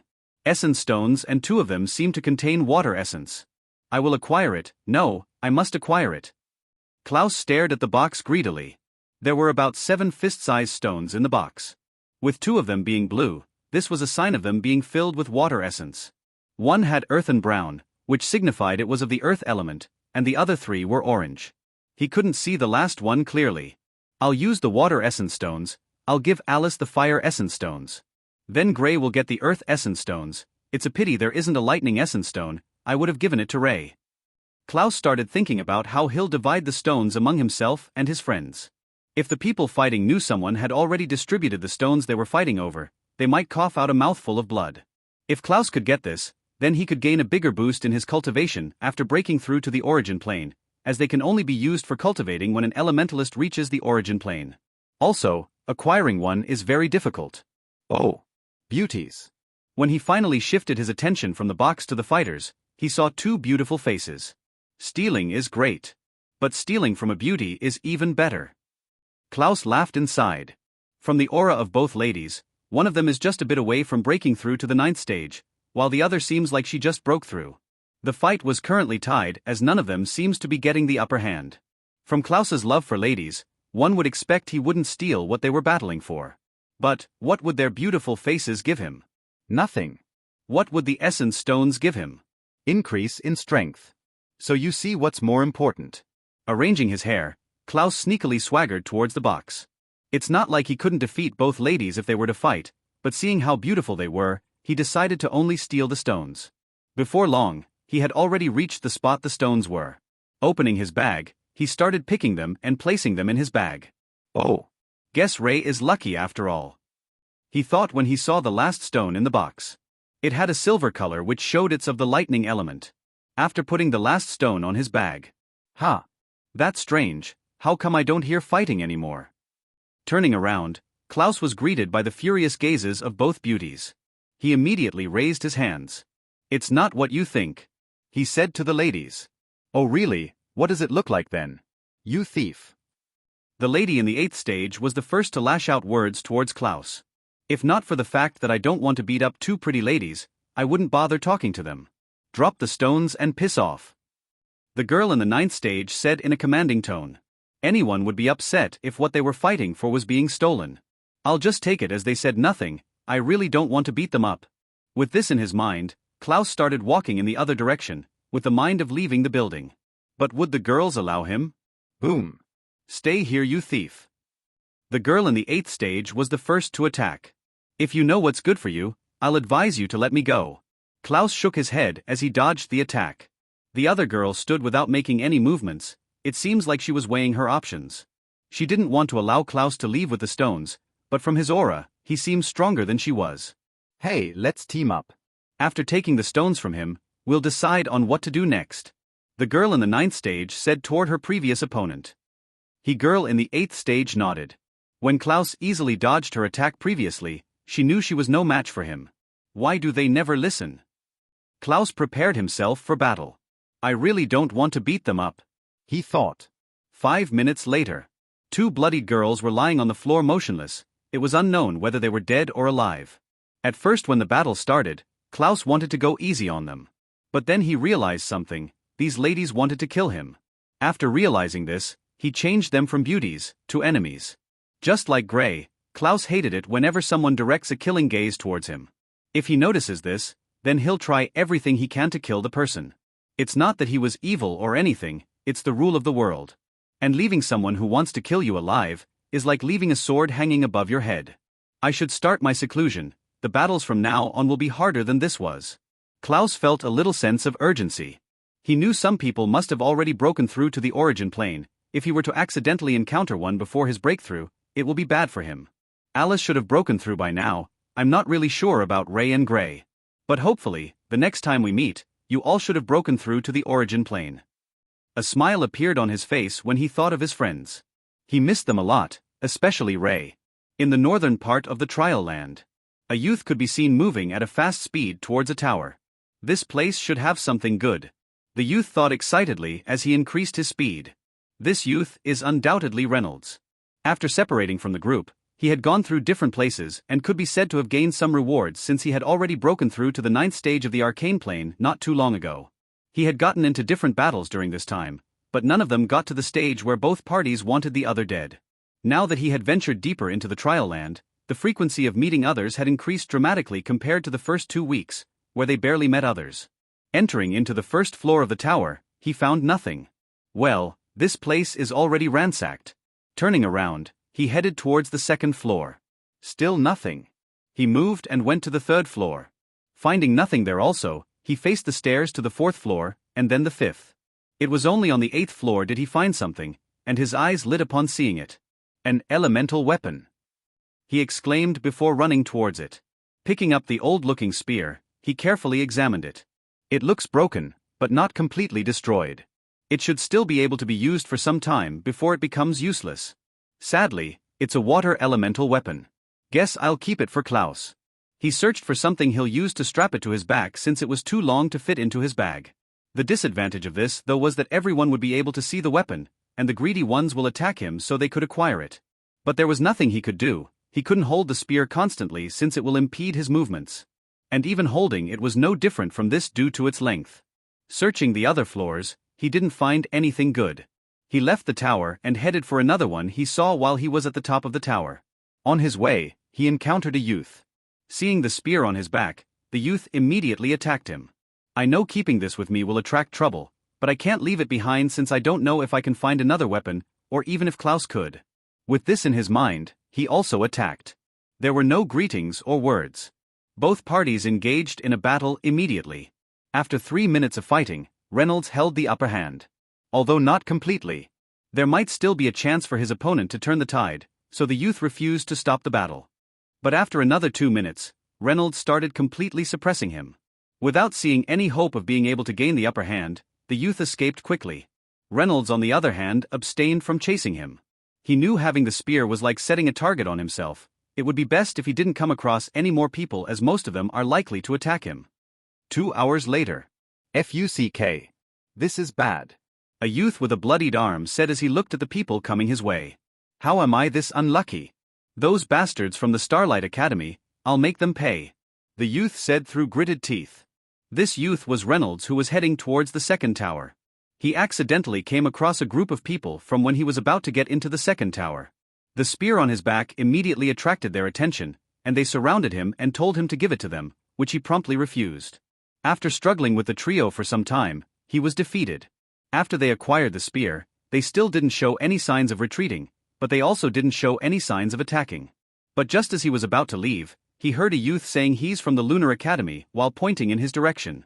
The moment the others heard this statement, they immediately turned cold and once again started attacking.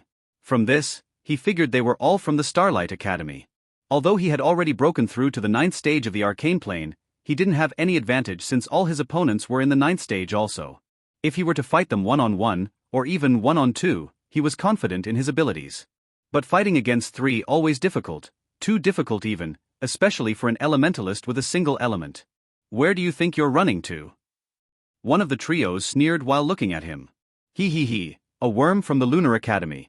Why don't you run your mouth anymore? Or did the cat got your tongue? Another one said while laughing. The others all burst into laughter when they heard this. They all felt a certain joy when they are beating up the people from the Lunar Academy.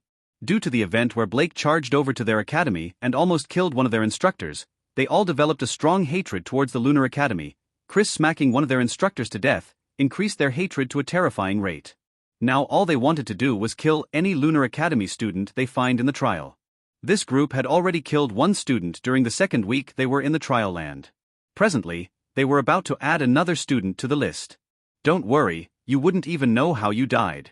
I'll make it as painless as possible. The last of the trio said softly. Being the girl among the group, one expected her to be the kindest in the group. But don't be fooled by her soft voice. Deep inside is a terrifyingly wicked monster. Even the 2 boys are scared of her. She enjoys torturing her enemies to the brink of madness. The first student they killed was actually personally killed by her. They watched her torture him for over 6 hours. They could still hear his horrified voice when he was pleading for death. The torture was so intense that the youth only pleaded for death and nothing more. He wanted to die, but she didn't allow it. Only after torturing the student to her fill did she finally kill him. Yet the death wasn't fast in any way. First, she gouged out his eyes, cut off his tongue, before finally dismembering him. I can't die here, I still have a lot to do. Reynolds screamed in his heart. He had tried battling them, but still to no avail. They were just too strong for only him to fight against. He tried everything he could, yet he still couldn't escape. His bloodied hand is a result of his attempt to run, which as you can see was futile. Starlight Academy, I'll personally destroy you if I survive this. Reynolds thought hatefully. He had always hated the Starlight Academy, but now, the hatred has increased by 100 folds. Death was in front of him, and he didn't know if he might be able to escape. I'll kill you people. Reynolds spat hatefully. Haha, good. I'd like to see you try. The girl giggled with her hands covering her mouth. They once again started fighting with Reynolds getting hit most of the time. If not for his movement technique, he would have already been dead. The lightning element was known not just for its destructive power, but also for its insane speed. This speed had allowed Reynolds to hold on for this long, but he was already starting to tire. Once again he tried to flee the trio but was soon caught due to his tiredness. These hateful bunch. Reynolds was infuriated. Currently, they had been chasing and attacking him for over 5 hours. It was like he was a game to them. He was already injured in multiple places, and the prolonged running and fighting were already starting to take their toll. Not to mention his injuries as well. Running is futile, you stand there humbly like the dog you are and stretch out your neck. One of the boys said while grinning evilly. They were now in a compound and there was no place for Reynolds to run to any longer. Reynolds looked at them with madness visible in his eyes. His eyes had already turned bloodshot from the anger boiling inside him. But being unable to unleash that anger seemed to make matters worse. He was grinding his teeth so hard that blood was already dripping from his mouth. Be careful, boys, even a cornered rabbit will fight back. The girl said, laughing. The others also burst into laughter. They knew she was only mocking Reynolds. Arg! Reynolds roared in madness. I'll kill you all. He yelled out loud. Hee hee, if you can survive, that is. The boys said while laughing. They once again resumed their attacks on him. Bang! Reynolds slammed into the wall heavily. Standing up, he vomited a mouthful of blood. For the past 3 minutes, he had received injuries of different calibers. Some heavy, while others light. It was like they didn't want to kill him, hence they were holding back. His vision was already blurry from the blood which entered his eyes. Defending had gotten hard, evading was even harder. Will I really die under the hands of people from the Starlight Academy? I don't fear death, but I don't want to die at the hands of these people. Okay, I'm scared of death, I mean, who wants to die? Reynolds's mind was a mess. But there was something he knew, he didn't want to die. Even though he might eventually die, but not now. He still hasn't married, hasn't had a kid. And he hasn't given his parents the good life he promised them. Yes, he had a rare element and a great grade in it also. With this, his parents are living well, but that was on the premise that he is alive. If he dies here, they would go back to the way they lived previously, when eating twice a day was hard. Sometimes they couldn't eat a meal all day. As a kid, he was very malnourished and had to ensure he also doesn't eat much because he didn't know if he would have anything to eat the next day. But it all changed when he went for his test, the moment his element was discovered, and also the grade of it. Their lives changed. His mother didn't have to be mistreated at the place she worked just so she could earn enough for them to eat. His father could be said to be one of the unluckiest people alive.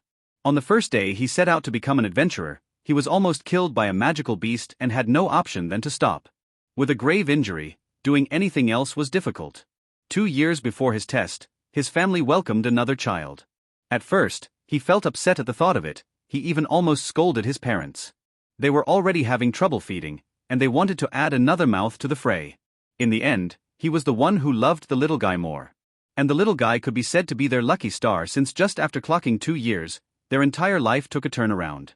Coming from a poor family and having not just a rare element but also a high grade on it, was uncommon. Carl, your test will be coming in 6 years. When he remembered his little brother, tears filled his already bloodshot eyes. He couldn't fight back, standing on his 2 feet was even harder. He couldn't hear anything except the high-pitched buzzing sound which was ringing constantly in his ears.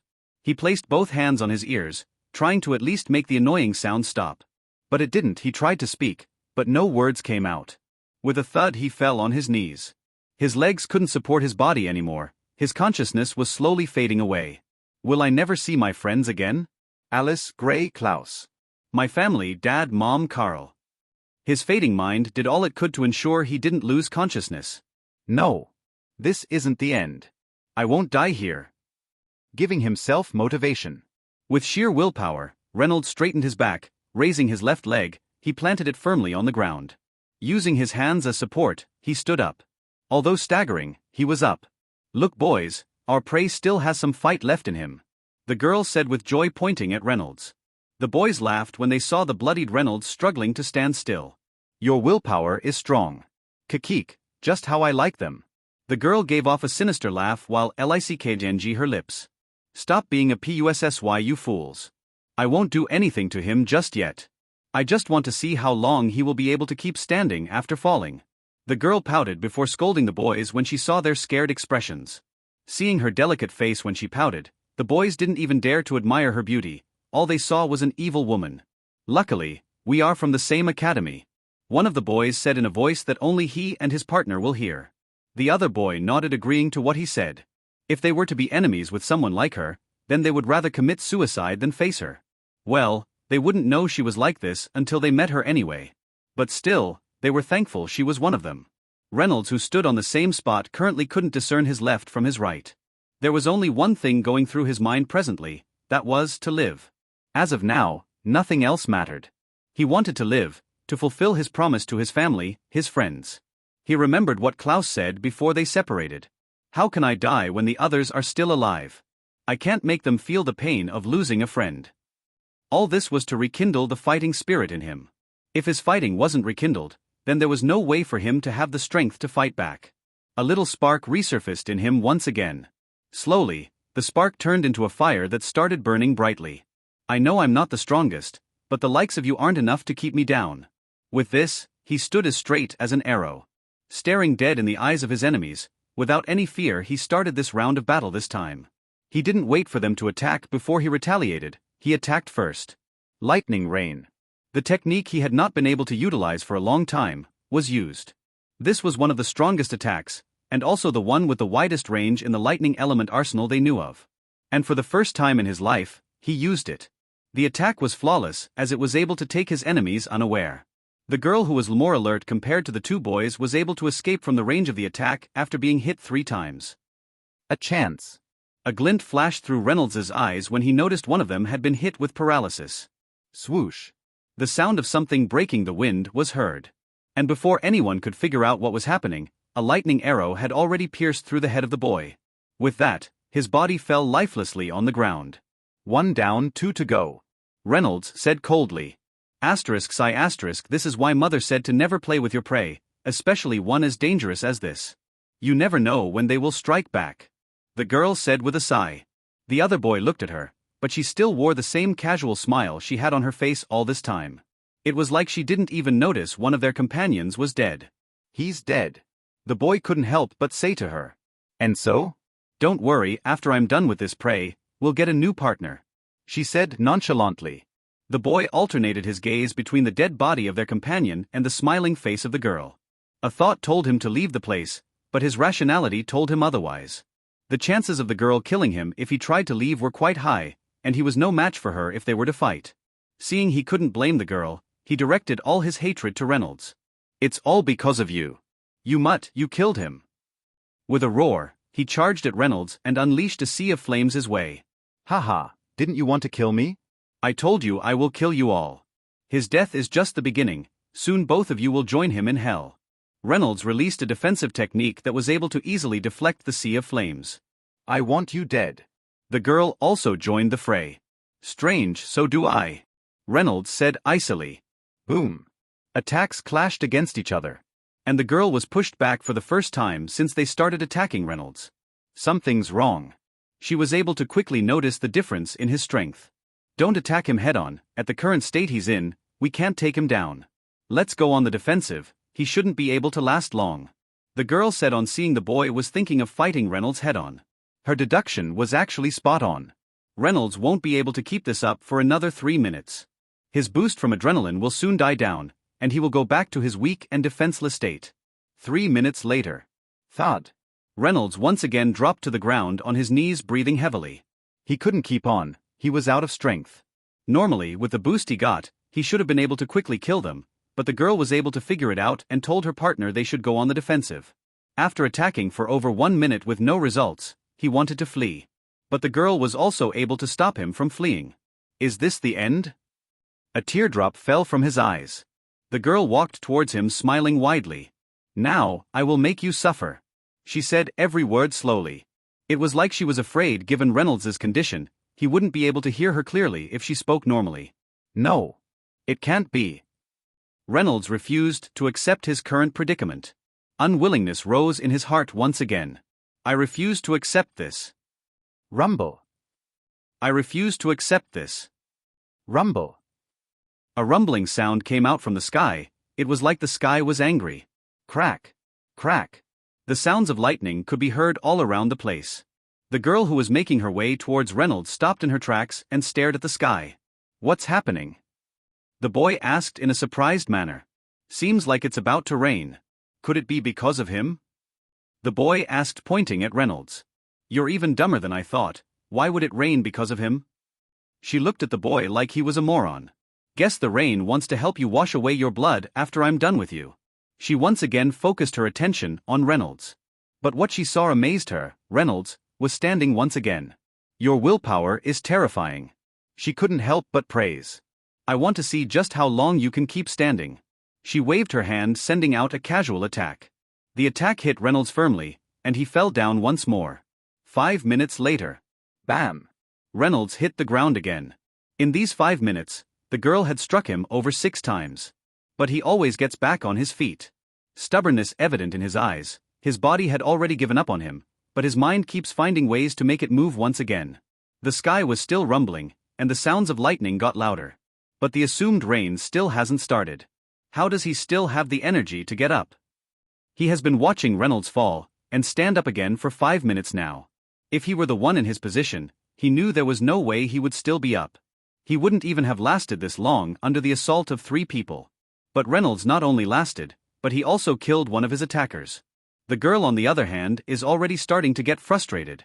Although she enjoys torturing her opponents, she has started feeling somewhat uneasy seeing Reynolds getting up every single time. Stay down. She yelled, releasing a stronger attack. Previously, she was just having fun, hence the strength of the attacks was meager since she believed he wouldn't be able to take them even. Drip. A raindrop dropped on her shoulder. Feeling the coldness from the water, she calmed down. Soon, the rain started pouring down. I guess the shock he's been giving me after standing up multiple times is starting to affect my mind. She thought with a wry smile appearing on her face. It truly isn't because of him. Guess I was thinking too much. With this thought, he relaxed visibly. Reynolds was on the ground, with the rain continuously hitting his face. He tried to raise his hands so he could cover his face with it, but it felt like something was placed in his hands which kept them stuck to the ground. Not just his hands, his entire body felt like it was being pressed to the ground by something heavy. I refuse to accept this. He kept repeating this word in his head. He didn't want to accept the fact that he was going to die. He couldn't accept it. There was still a lot he had to do. He can't fall here. Rumble. The sky thundered once again. But none of them attached any attention to it. Had it been before the rain started falling, the boy might have still taken a peek, but now he didn't care anymore. Besides, it wasn't the first time he was hearing the sounds of thunder anyway. What? You can't stand him. Before the girl could finish her statement, she paused halfway.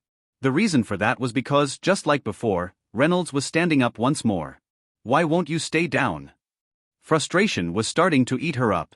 She is the one beating him up, yet she was the one getting frustrated. Reynolds was just like a COC Croach, he just won't die. His tenacity was insane.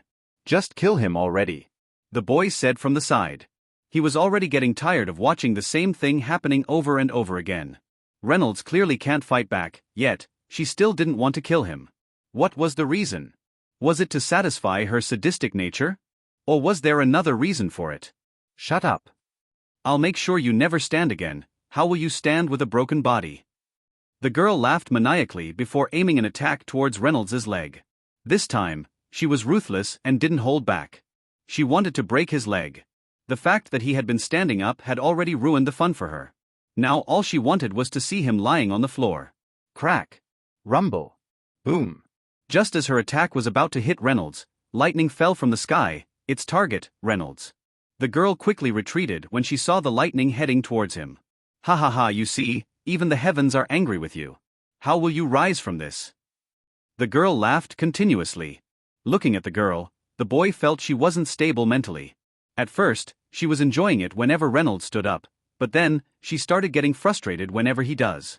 Is this coincidental? He felt suspicious about the whole event. He remembered it was only after Reynolds roared did the clouds start gathering. But after the rain started, he thought it was just normal. But now, lightning suddenly fell and hit Reynolds. His thought process was still trying to comprehend what was going on. What's this? How come I don't feel hurt? Reynolds, who was covered in lightning, felt a strange sensation. His consciousness had almost faded when he suddenly saw the lightning heading towards himself. Although he was already very weak and was probably at death's door, he still nearly shit his pants from fright. Although he is attuned with the lightning element, he still hasn't reached the level where he can come in contact with real lightning and not get hurt from it. So, he was pretty scared. Being completely covered by the lightning, none of the duos could see what was happening. They just felt the lightning will fry him. Well, that was what was supposed to happen. Why is this taking longer than expected? The uneasiness the boy felt grew as time slowly ticked on. When lightning strikes someone or a place, it doesn't usually take more than 2 seconds, but Reynolds has been covered in lightning for over 30 seconds now. I feel energized. My body is absorbing the essence of the lightning. Reynolds, whose strength had already dwindled, completely felt a surge of power flowing through his body. His cultivation slowly started increasing. Within 10 seconds, he had already reached the peak of the arcane plane. Just one more step and he'll cross over to the origin plane. Unfortunately, after getting to the very peak, it stopped increasing, and the lightning slowly started fading. Seeing that the lightning was beginning to fade, the duo looked closer with squinted eyes. Why do I see 2 figures? The boy rubbed his eyes again, feeling the light was the cause of it. Staring at it again, it was still the same thing, and the lightning was fading at a faster rate now, as if it was being absorbed by something. He remembered Reynolds was the only one who was covered by the lightning, but he could swear he was seeing another figure in there currently. Do you see it also? He asked the girl just to confirm he wasn't seeing double. The girl didn't reply to his question as her full attention was on the light. She too could also see a second figure in the light. When the light finally died down, they saw the cause of the other figure. Reynolds was standing calmly with a smug smile on his face. By his side was a man made entirely of lightning. A summoner. The boy exclaimed. How could this be? If you were a summoner, you wouldn't have waited this long before summoning. The girl froze mid-sentence and looked at the man made of lightning again. Unlike the usual summons, which is bigger, Reynolds' summon was the size of a man. And what was surprising was the fact that it had a bow, a quiver, and a sword. No. Impossible. It's an elemental warrior. The boy shrieked in terror and immediately turned to flee. Summons are divided into 2. One is a normal summon, just like the one Damien did at the tournament, while the other, which is a grade higher and much stronger, is the one Reynolds currently summoned. They are called elemental warriors. Unlike normal summons, which are mostly a stage above their summoners, the strength of an elemental warrior will see an increase after every leap in plane. Meaning, for now, it's only a stage above Reynolds, but once Reynolds breaks through to the origin plane, it would go 2 stages ahead and so on. They could be said to be the perfect warriors, only, the consumption is just as terrifying as their capabilities. Currently, Reynolds could only keep it for about 3 minutes. But that's enough to kill the duo. Don't run, you fool, we can hold it back for some time. The girl tried to stop the boy, but she was unfortunately too late. Tang. Swoosh. The sound of a released string sounded out, followed by the sound of something breaking the wind. The elemental warrior had released a lightning arrow towards the running boy. Just one arrow, and it didn't follow up with another. Bam! The sound of something hitting the ground was heard coming from some distance away.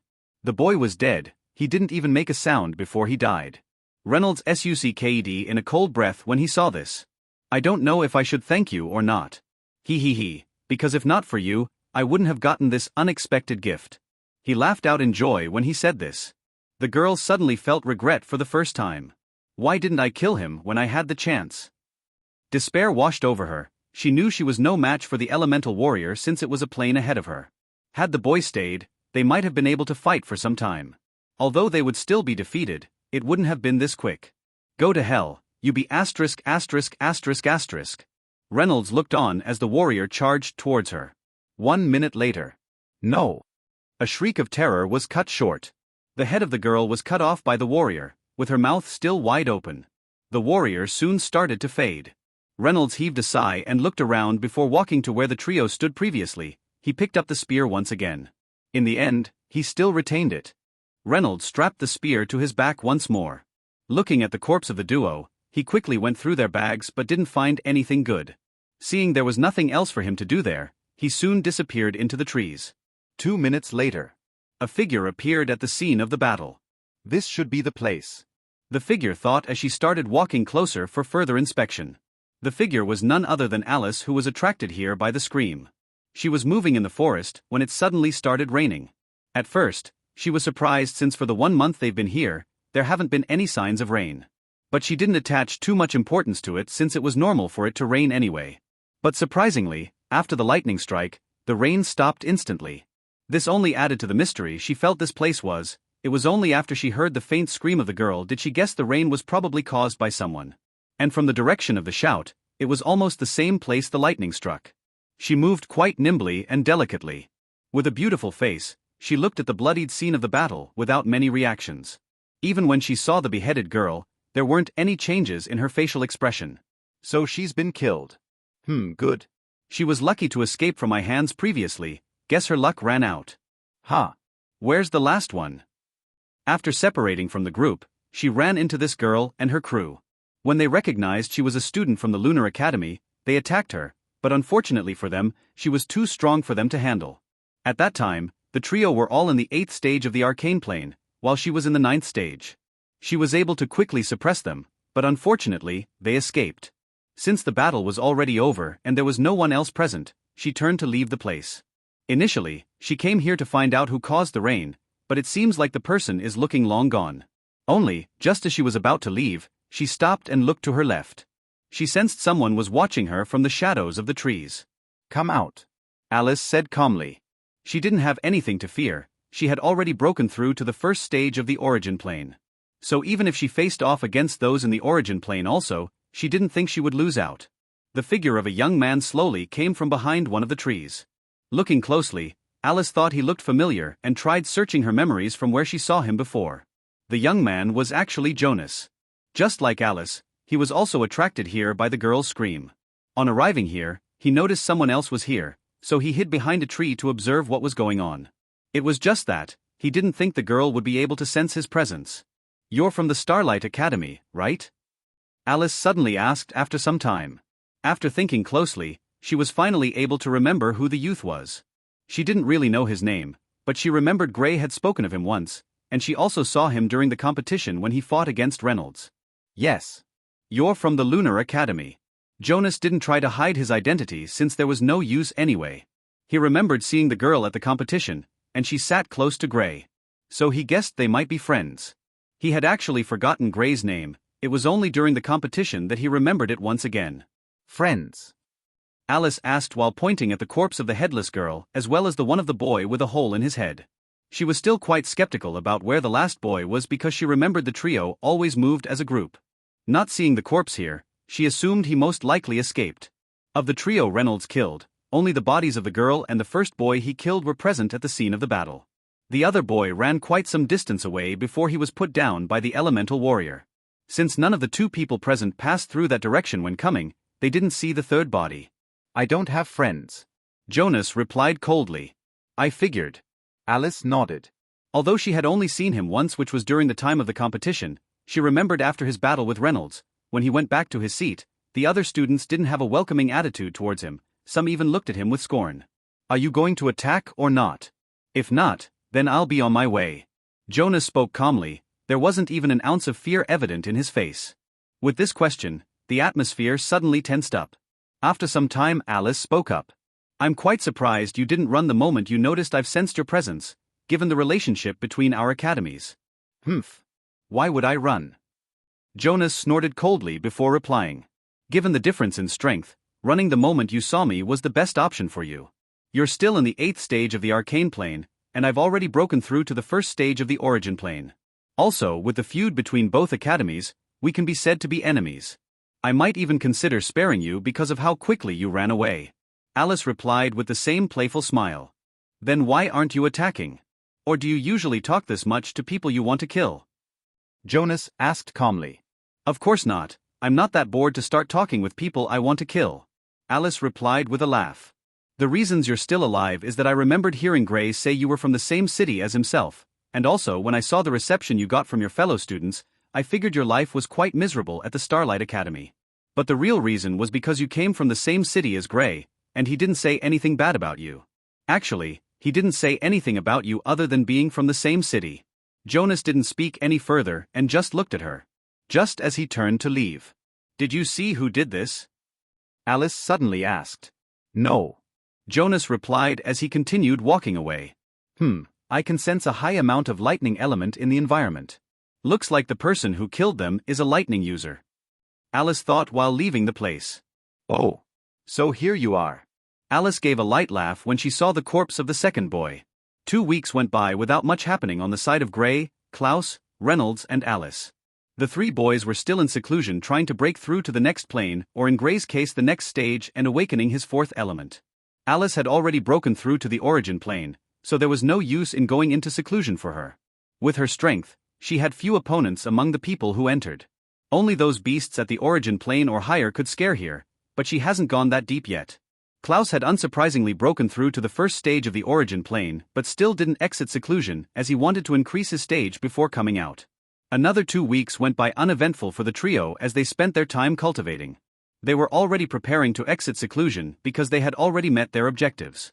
Gray had broken through to the 9th stage of the arcane plane and wasn't far from the peak. But that was not the biggest gain in his 1 month of seclusion. His biggest gain had to be the awakening of his water element, and also the increase in the grade of his wind element. As it stands, his lightning element was blue grade, his earth element was purple grade, his water element was also purple grade, and lastly, his wind element was orange grade. His strength has seen a great boost. Although he hasn't broken through to the origin plane yet, he doesn't have a problem battling with someone at the first stage of the origin plane and winning given his current strength. Reynolds had broken through to the first stage of the origin plane, while Klaus broke through to the second stage. From their cultivation, Klaus could be said to be the strongest. But Reynolds is the strongest among them, given his elemental warrior is now in the 3rd stage of the origin plane. But if they said who had the highest attack power, then it would be Gray. The reason, elemental fusion. When he was still in the 7th stage of the arcane plane, and only had 3 elements with his wind element still being at the pink grade, he could already dish out an attack that didn't lose out against someone in the first stage of the origin plane. Now, among his 4 elements, 1 was blue, 2 were purple, while the last one was orange. The attack power currently will be terrifying. Gray felt it might even exceed the attack power of someone in the 4th stage. 1 week after the trio exited seclusion, a light suddenly shot up at what looked to be around the middle of the trial land, attracting the attention of everyone. Damn! All our hard work will be for nothing since this foolish light will attract everyone here. An angry youth exclaimed in frustration. Hopefully it opens before the others get here. Otherwise, it would be hard for us to acquire it. Another voice spoke calmly. Shit. We spent the past 2 months searching for this. We didn't even search for any good items to increase our strengths. If not for the abundant essence here, then we wouldn't have made any improvements. A third voice said. 5 young men were currently standing in front of what looked like a sealed door that led underground. The light which shot upwards came from that door. They were the group sent here to acquire the unknown treasure, which would likely boost the strength of the hidden family. Amongst the young men, there was one who had some resemblance to the middle-aged man at the study room. Its weird father attached such importance to this treasure. No one has seen it before. What if it isn't what they expected? The youth contemplated. The fact that his father, grandfather, and even his ancestors all placed their hopes in something they haven't seen before surprised him. Although from the looks of the door, it might still be there. What if the treasure was taken by the people who stayed here previously? Then what? As long as the treasure is still here, then no one will be able to take it from our hands even if they come here. The youth said confidently. He had the right to be this confident because even before coming here, he had already broken through to the 2nd stage of the origin plane. The 2 months he had spent here had seen him advanced to another stage. He was also a rare multi-elementalist wielding 3 elements respectively. They are lightning, fire, and darkness element. Each of his elements was destructive on its own. Now combined, they were a terrifying force. With one rare and another extremely rare element that has terrifyingly destructive powers, even if he faces off against someone in that 5th stage, he wouldn't lose. But if the elementalist is a dual elementalist, then his chances of winning are below 40%. He believed no one had reached the 5th stage, yet since it has only been 2 months hence he isn't worried. Okay. The others nodded. They all knew just how strong he was. Not just that, but they were all also in the origin plane. With 2 being in the 1st stage, and the other 2 being in the 2nd stage. They could be said to be one of the strongest groups, if not the strongest, that is in this place amongst the youths who entered. Ah. What's that? Gray looked at the light in the distance, intrigued. It's best I check it out. Without further delay, he started moving in the direction of light. Gray felt anything that could give off a light like that isn't something ordinary. Also, given how extraordinary this place was, he knew there was something good to be acquired there. He came out of seclusion about a week ago and hasn't been able to find anything good. This place had been searched by so many people over the years that it was hard to find something good. Apart from those places which are trials and also that garden, he didn't think there was anything else worth finding. He had already decided to focus his time on cultivating and finding tough beasts to battle. Unless they decide to head deeper into the place, which they were advised not to because there have been sightings of beasts in the late stages of the origin plane, and also beasts in the overlord plane. So unless you're certain you could protect yourself, going there is equivalent to a death wish. The place didn't seem close, and it might probably take him about a day or two to get there. The others will probably head there. I should also go. I wonder how much they've advanced. Since the first 2 weeks of entering this place, he hasn't seen his friends again. So the thought of teaming up again made him happy. Reynolds and Alice were also heading in the direction of the light, with the former being a good distance away and the latter being closer. The next day, the light still hadn't gone off yet, so a lot of people were still heading in the direction of it. Some who were closer to the place had already gotten to the place, and just like the group who discovered the place, they were waiting for the light to die down, so they would enter the place. I should be able to reach before the end of today. Gray looked at the light that was getting bigger compared to the first time he noticed it. He had been rushing here since he noticed the light the previous day. Although he had encountered some beasts, he was able to easily finish them off. On the way, he had also met others who were also heading towards the light. But they all went their separate ways since there were no profits to be made if they fought. Who knew we would cross paths again? Turning around, he saw 2 people. One was a familiar face, and the other was an above-average-looking girl who had a nice figure. Oh, it's you. Gray smiled when he saw the youth. The youth was Bernard from the Azure Empire. Gray never expected to meet him again, but he still remembered what he promised his friends. Given that I'm in a hurry, I wouldn't have spared a glance at you. But I promised your friend before I killed him that I would kill you any time I see you. He started walking towards Bernard. You overestimate yourself. You're still in the arcane plane and you dare to spout nonsense in front of me. I don't know if you're just stupid, or you're acting like 1 inch. Bernard scoffed.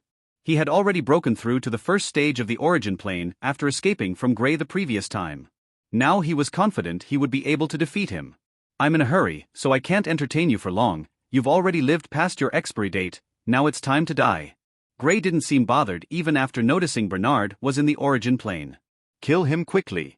Others have already reached there by now. The girl gave Gray an apathetic look. I know you're trying to find a way to delay me so you could create that mysterious symbol you did the last time. But sadly, you won't live that long. Bernard attacked instantly, not giving Gray any chances to inscribe. For the likes of you, I don't need it.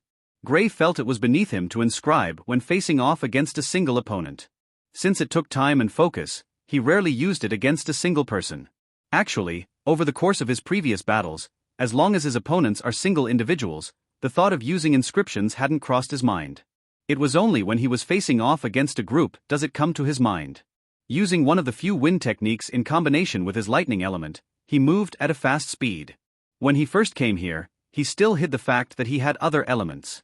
But he recently realized he only had to hide that fact from those who knew him. He could freely use a third element in the presence of others since there were multi-elementalists. Boom. Bang. Gray and Bernard exchanged moves for a minute, with Gray easily deflecting most of his attacks. He didn't focus on attacking him, it was like he wasn't interested in the battle. Bernard sent another attack towards Gray. Using both his lightning and wind element, he easily evaded the attack and charged forward. But his target was surprisingly not Bernard, rather, it was the girl who accompanied him. Swoosh. Gray sent a wind blade towards Bernard to act as a deterrent, so he wouldn't stop him. Bernard, who was about to give chase, stopped and defended himself. What are you doing? The girl shrieked in fright. Just like Gray, she was still in the 9th stage of the arcane plane. But with the few exchanges she saw between Gray and Bernard, she knew she wasn't his match. Removing the ants. A cold glint flashed through Gray's eyes as he went closer. This time, no one will escape. Gray thought coldly. Within 2 strikes, he had killed her. Due to fear, the girl couldn't even put up a defense. Everything happened so fast that before Bernard could discern what was going on, the girl was dead. 5 seconds ago he was still battling with Gray, now 5 seconds later, his partner was dead. You bastard! I'll kill you! Bernard's eyes turned bloodshot. Oh. Seems something was going on between you two.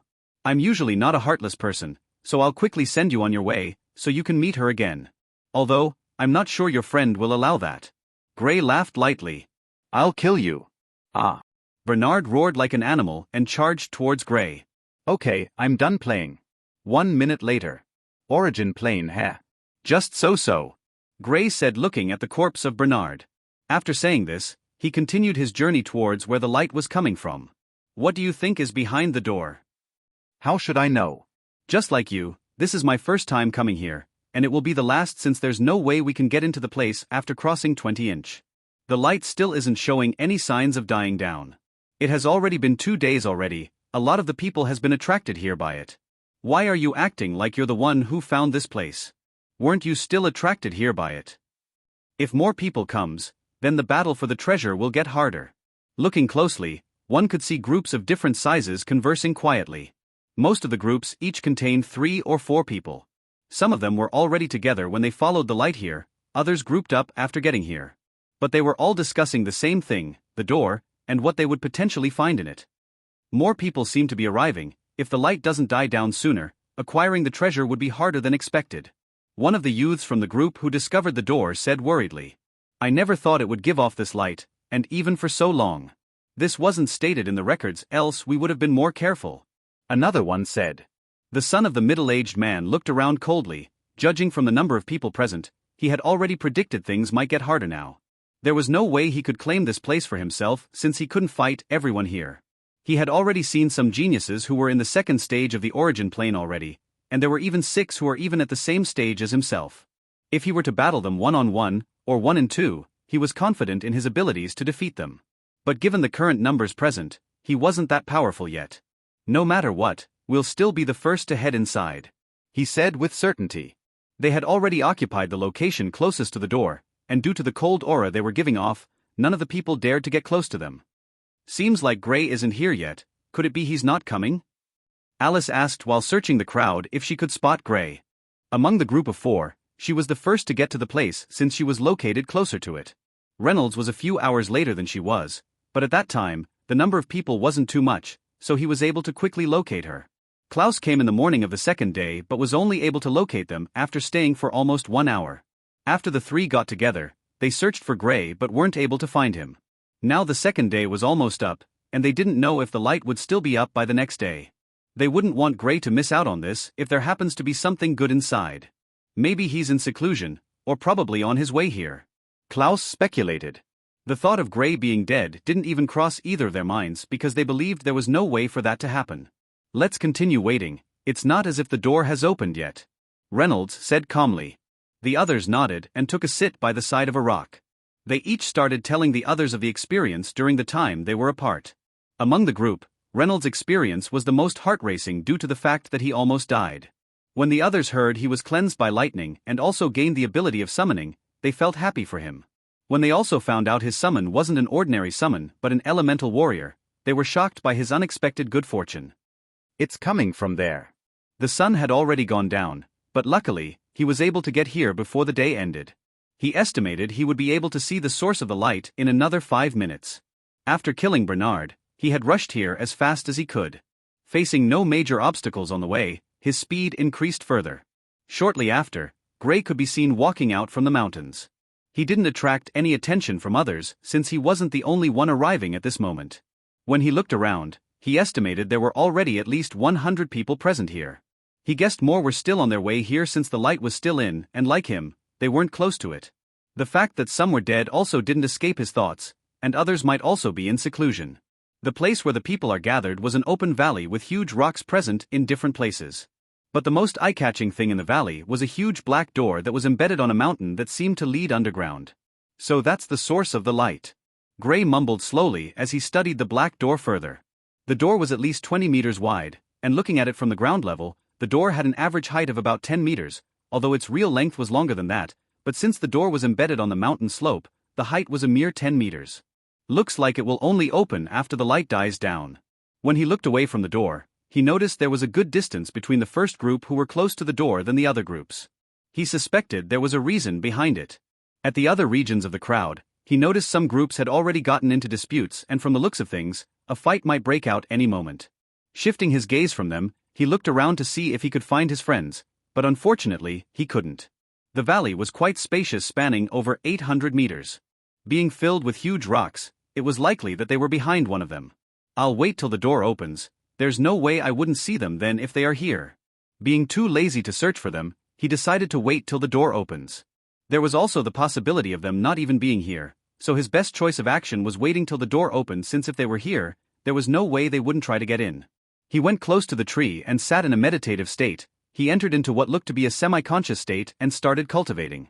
Just as he speculated, the group who got into a dispute started fighting, but the fight didn't last long, as they were all reserving their energies for the battle that will likely take place once the door opens. Just as the sun was about to rise, the light slowly started dying down. Look, the light is starting to die down. The group at the front were the first people to notice the changes in the light. Moments later, others started noticing it as well. Some who were sorted stood up and looked at it closer to confirm they weren't seeing things. The light is fading. Does that mean the door is about to open? Who knows? We'll only find out after it does. The dying light sparked different conversations among the groups gathered here. Ray, let's head closer to see. They weren't the only group going closer. Everyone wanted to be the first to head into this strange place. Even Gray stood from where he stood and walked closer as well. No one is allowed to come any closer. You can all enter after we head in. Just as the groups were edging closer, the arrogant voice of the young man sounded out. When everyone looked closer, they realized it was one of the young men from the group who were seated close to the door. It's them. I remember seeing them when I got here. Yeah, I guess they are likely the people who found this place. But that doesn't give him the right to be arrogant. We can head in when we want to. Oh. Why don't you try walking closer? I don't like entering strange doors first, so I'll leave this to the others. What the young man said caused an uproar among the others. They all felt he was being too arrogant. Although they felt this way, most of them still stopped in their tracks. None of them wanted to be the one who would step out and challenge him. Besides, it wasn't like the door had opened anyway. And even if he was the first to go in, they would still be able to enter. While they were all contemplating on the matter, one of the few people present who was in the third stage of the origin plane walked out. Humph. What gives you the right to enter before we do? He said coldly. He felt since he was in the same stage as the young man, he didn't have anything to fear. Besides, he was confident in his abilities. He slowly walked closer to the group with a cold and conceited look on his face. I don't like repeating myself.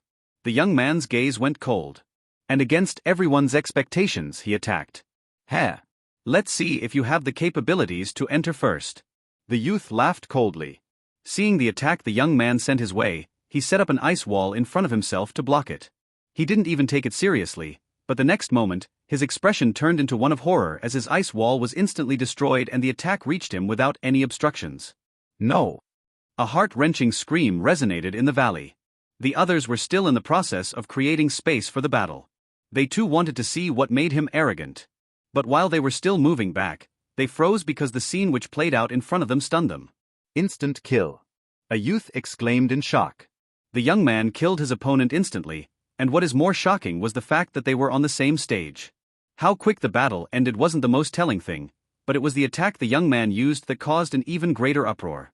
Darkness element. Gray's gaze turned intent as he looked at the young man once again. It's the darkness element. Someone exclaimed in deep shock. This was the first time most of them present were seeing the darkness element, so their reactions are quite understandable. Just like the light element, the darkness element is also extremely rare. With a high destructive capability and supreme corrosion ability, it is regarded as one of the deadliest elements there is. How corrosive! Gray thought as he stared at the corpse of the dead youth. The youth's body had already started to decay, and it hasn't been up to 2 minutes since the attack killed him. Although had the youth not died under the attack, he would have been able to use his elements to stop it. The only way this particular trait of the darkness element can show forth is when battling an opponent a couple of stages weaker than you, or when the opponent is dead like in this case. Now Gray knew why the young man was able to one-shot his opponent. Firstly, the element of surprise, secondly the high corrosive ability of the darkness element. His opponent didn't know he was a darkness elementalist, so he never expected the attack would be able to make its way past his defense. Had it not been the darkness element, then even if the attack is stronger than his defense, it would have still been able to slow it down. But the attack regained its speed after passing through the ice wall. Being so close to it, there was nothing the youth could do other than stare in shock and disbelief. He wasn't even able to completely show his disbelief before the attack reached him. Gray couldn't deny the fact that the young man was strong, but come on, an instant kill? On an opponent at the same stage as you? It's almost unbelievable. This usually mostly happens when you sneak attack your opponent, or maybe your opponent is tired of living and just stands there with open arms waiting for death to take them away.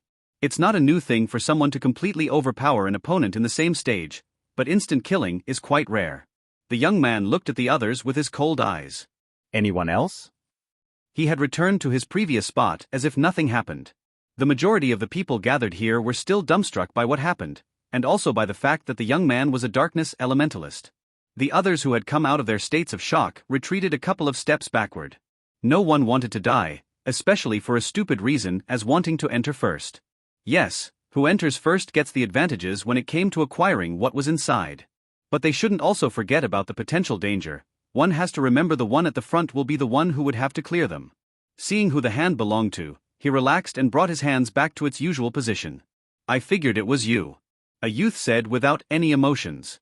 He couldn't help but feel surprised by Gray's high alertness. The part where Gray placed one of his hand on his back didn't escape him, and he knew if he was an enemy, he would most likely be attacked. Oh. It's you, how are you doing? Gray smiled while asking. The youth was surprisingly Damien. Since the time Gray fought with him, he hadn't had any other interactions with him. Damien had already broken through to the first stage of the origin plane, so it seems he had also gotten some great rewards over these 2 months.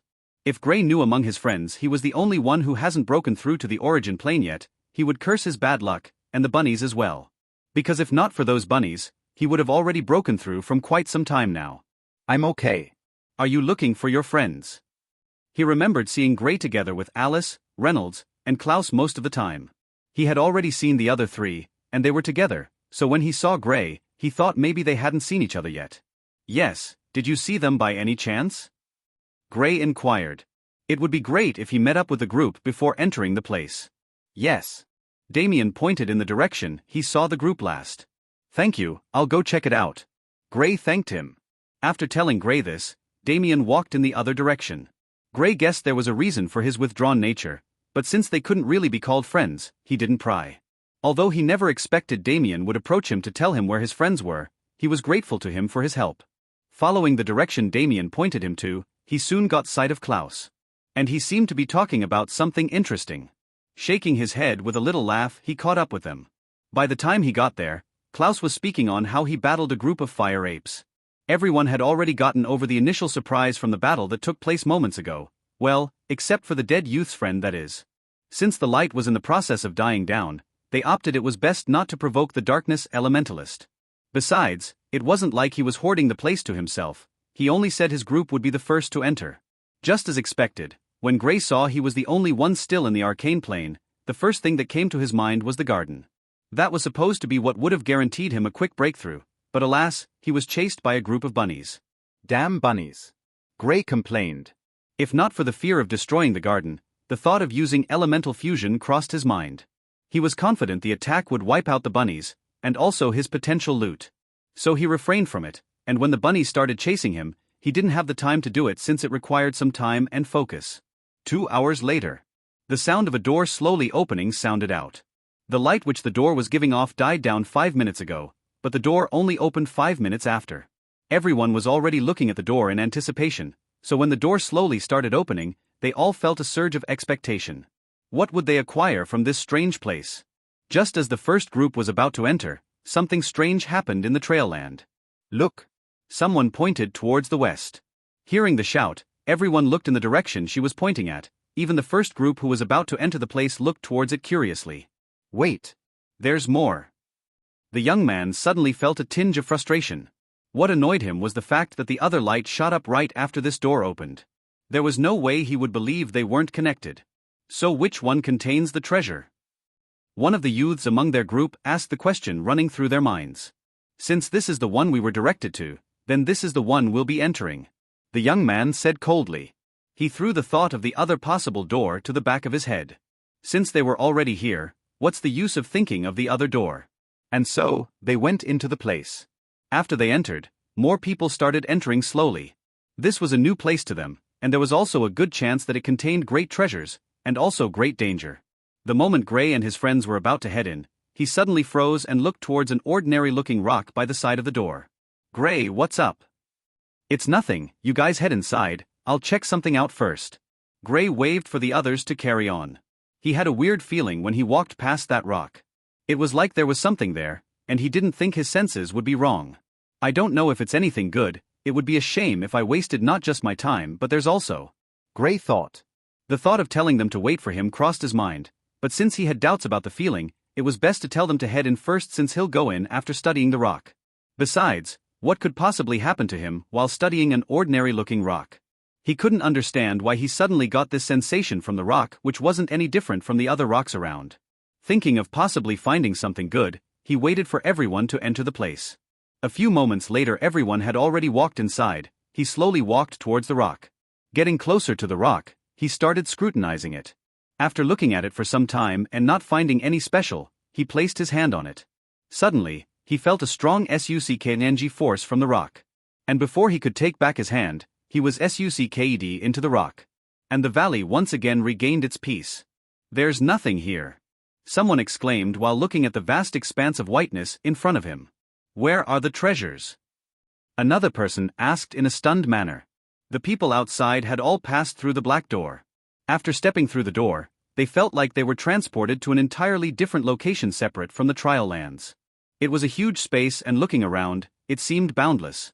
The atmosphere was heavy and dull, with mist filling the entire space.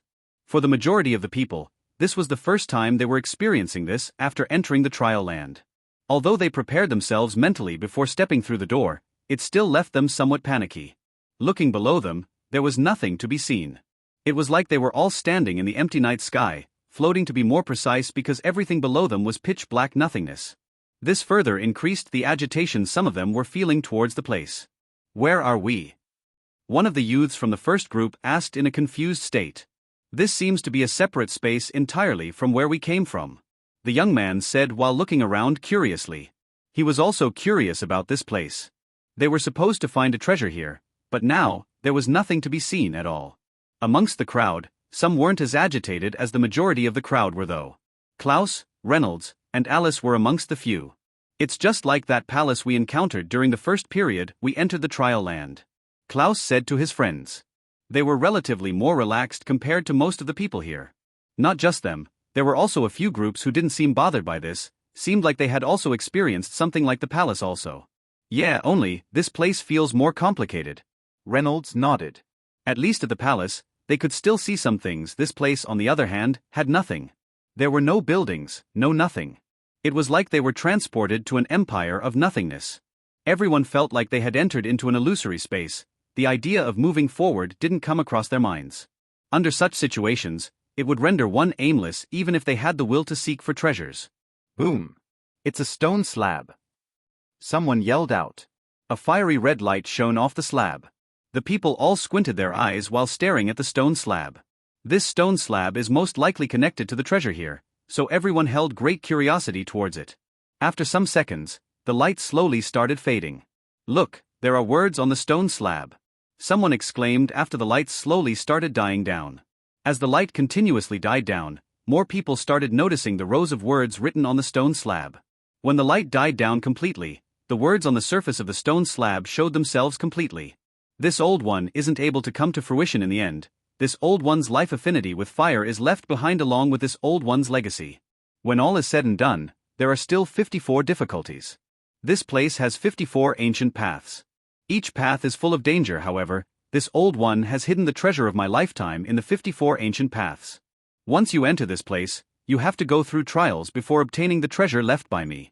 And at the end of the ancient paths, there will be 9 drops of great earth essence liquid left by me. Anyone with great luck will be able to obtain it." Every golden word in the slab was strong and powerful, giving one an incomparable heavy feeling. When everyone saw the 4 huge words Great Earth Essence Liquid, their breathing began to turn heavy, and their eyes began to blaze with desire. They all wanted to acquire it. Gods! A Great Earth Essence Liquid, and 9 drops. With this, we'll be able to rise to the peak. Ha ha ha! The young man exclaimed in excitement. He wasn't even bothered with the legacy which was here. What mattered more was the Great Earth Essence Liquid. This was something none of them dreamed of finding here. It was generally known that the grade of everyone's elemental affinity was fixed. Once you're tested and your grade is pink, orange, purple or blue, it would stay that way till the elementalist died. But according to legends, there were extremely rare treasures that could increase the grade of one's elemental grade, and this was one of them. One has to know, except for Gray's special ability, no one else could increase their grade. But with this liquid, they would be able to increase it. With this, Those with blue grades would be able to reach the fabled violet grade of legends. In the history of the Azure continent, there have only been 3 people who had that grade. 2 went on to be peerless elementalists before they died, and the last one was killed at a young age. The reason was that at the time he was tested, the Azure continent had already been divided into 4 empires. The youth was from the Stellar Empire. If I could acquire it and possibly increase my darkness element to the violet grade, then within 10 years, no, 5 years even, I would have no equals. The young man thought excitedly. Since there were 9 here, there was no way he would not be able to consume at least 1. Given his extraordinary abilities, the family might even decide to give him 3, so his strength would increase at an unrivaled speed. His eyes had nearly turned bloodshot. Not just him, everyone here was all thinking about the same thing. They had to acquire it. Greed was starting to consume their minds. Even the youths he came with were starting to have other thoughts. Now, the thought of not taking it back was starting to creep into their minds. They were not from the family anyway. All they had to do was go into hiding, and in the next 10 years or so, they would be able to look at the family in disdain. The young man looked at his group coldly. Sensing his gaze, they tried to hide their greed. "You better keep your head straight, or you'll lose them," he said coldly. A chill ran down their spines. Keeping their thoughts straight, they nodded. They were trained by the family anyway, and without the family, they wouldn't have been here. There's still no signs of Gray. Don't tell me he's going to miss this treasure, Klaus said, looking around. They had been here for some time now, but Gray still hasn't appeared. Had the door still been visible, he would have gone back out and searched for him. 54 ancient paths suddenly appeared out of nowhere. Now, they were all thinking of which path to choose. According to the words, there were treasures and dangers in each path. Some are more fruitful, and others were more dangerous. Also, one of the paths held the legacy the man spoke about. Which path would we take now? Some asked, looking at the ancient paths. Just pick randomly. Another one said. There's nothing we can do about it now. Let's each choose a separate path. Alice sighed before suggesting. Since Gray wasn't here, they couldn't stay here and wait when others had already started picking different paths and entering. Klaus and Reynolds nodded before each choosing a path. Soon, everyone had picked a path and entered. Back at the valley. "This is the place," a youth said calmly. Looking closer, the door was about to shut close. The youth quickly dashed towards the door and passed through before it closed shut. Entering the space, everyone had already picked a path. The youth read the words before randomly choosing a path and entering. Had Gray or his friends been here, they would have been able to recognize the youth. It was none other than Jonas. After Jonas vanished, the stone slab and the ancient paths disappeared as well. It only showed how lucky Jonas was. Had he come moments later, he would have missed this opportunity.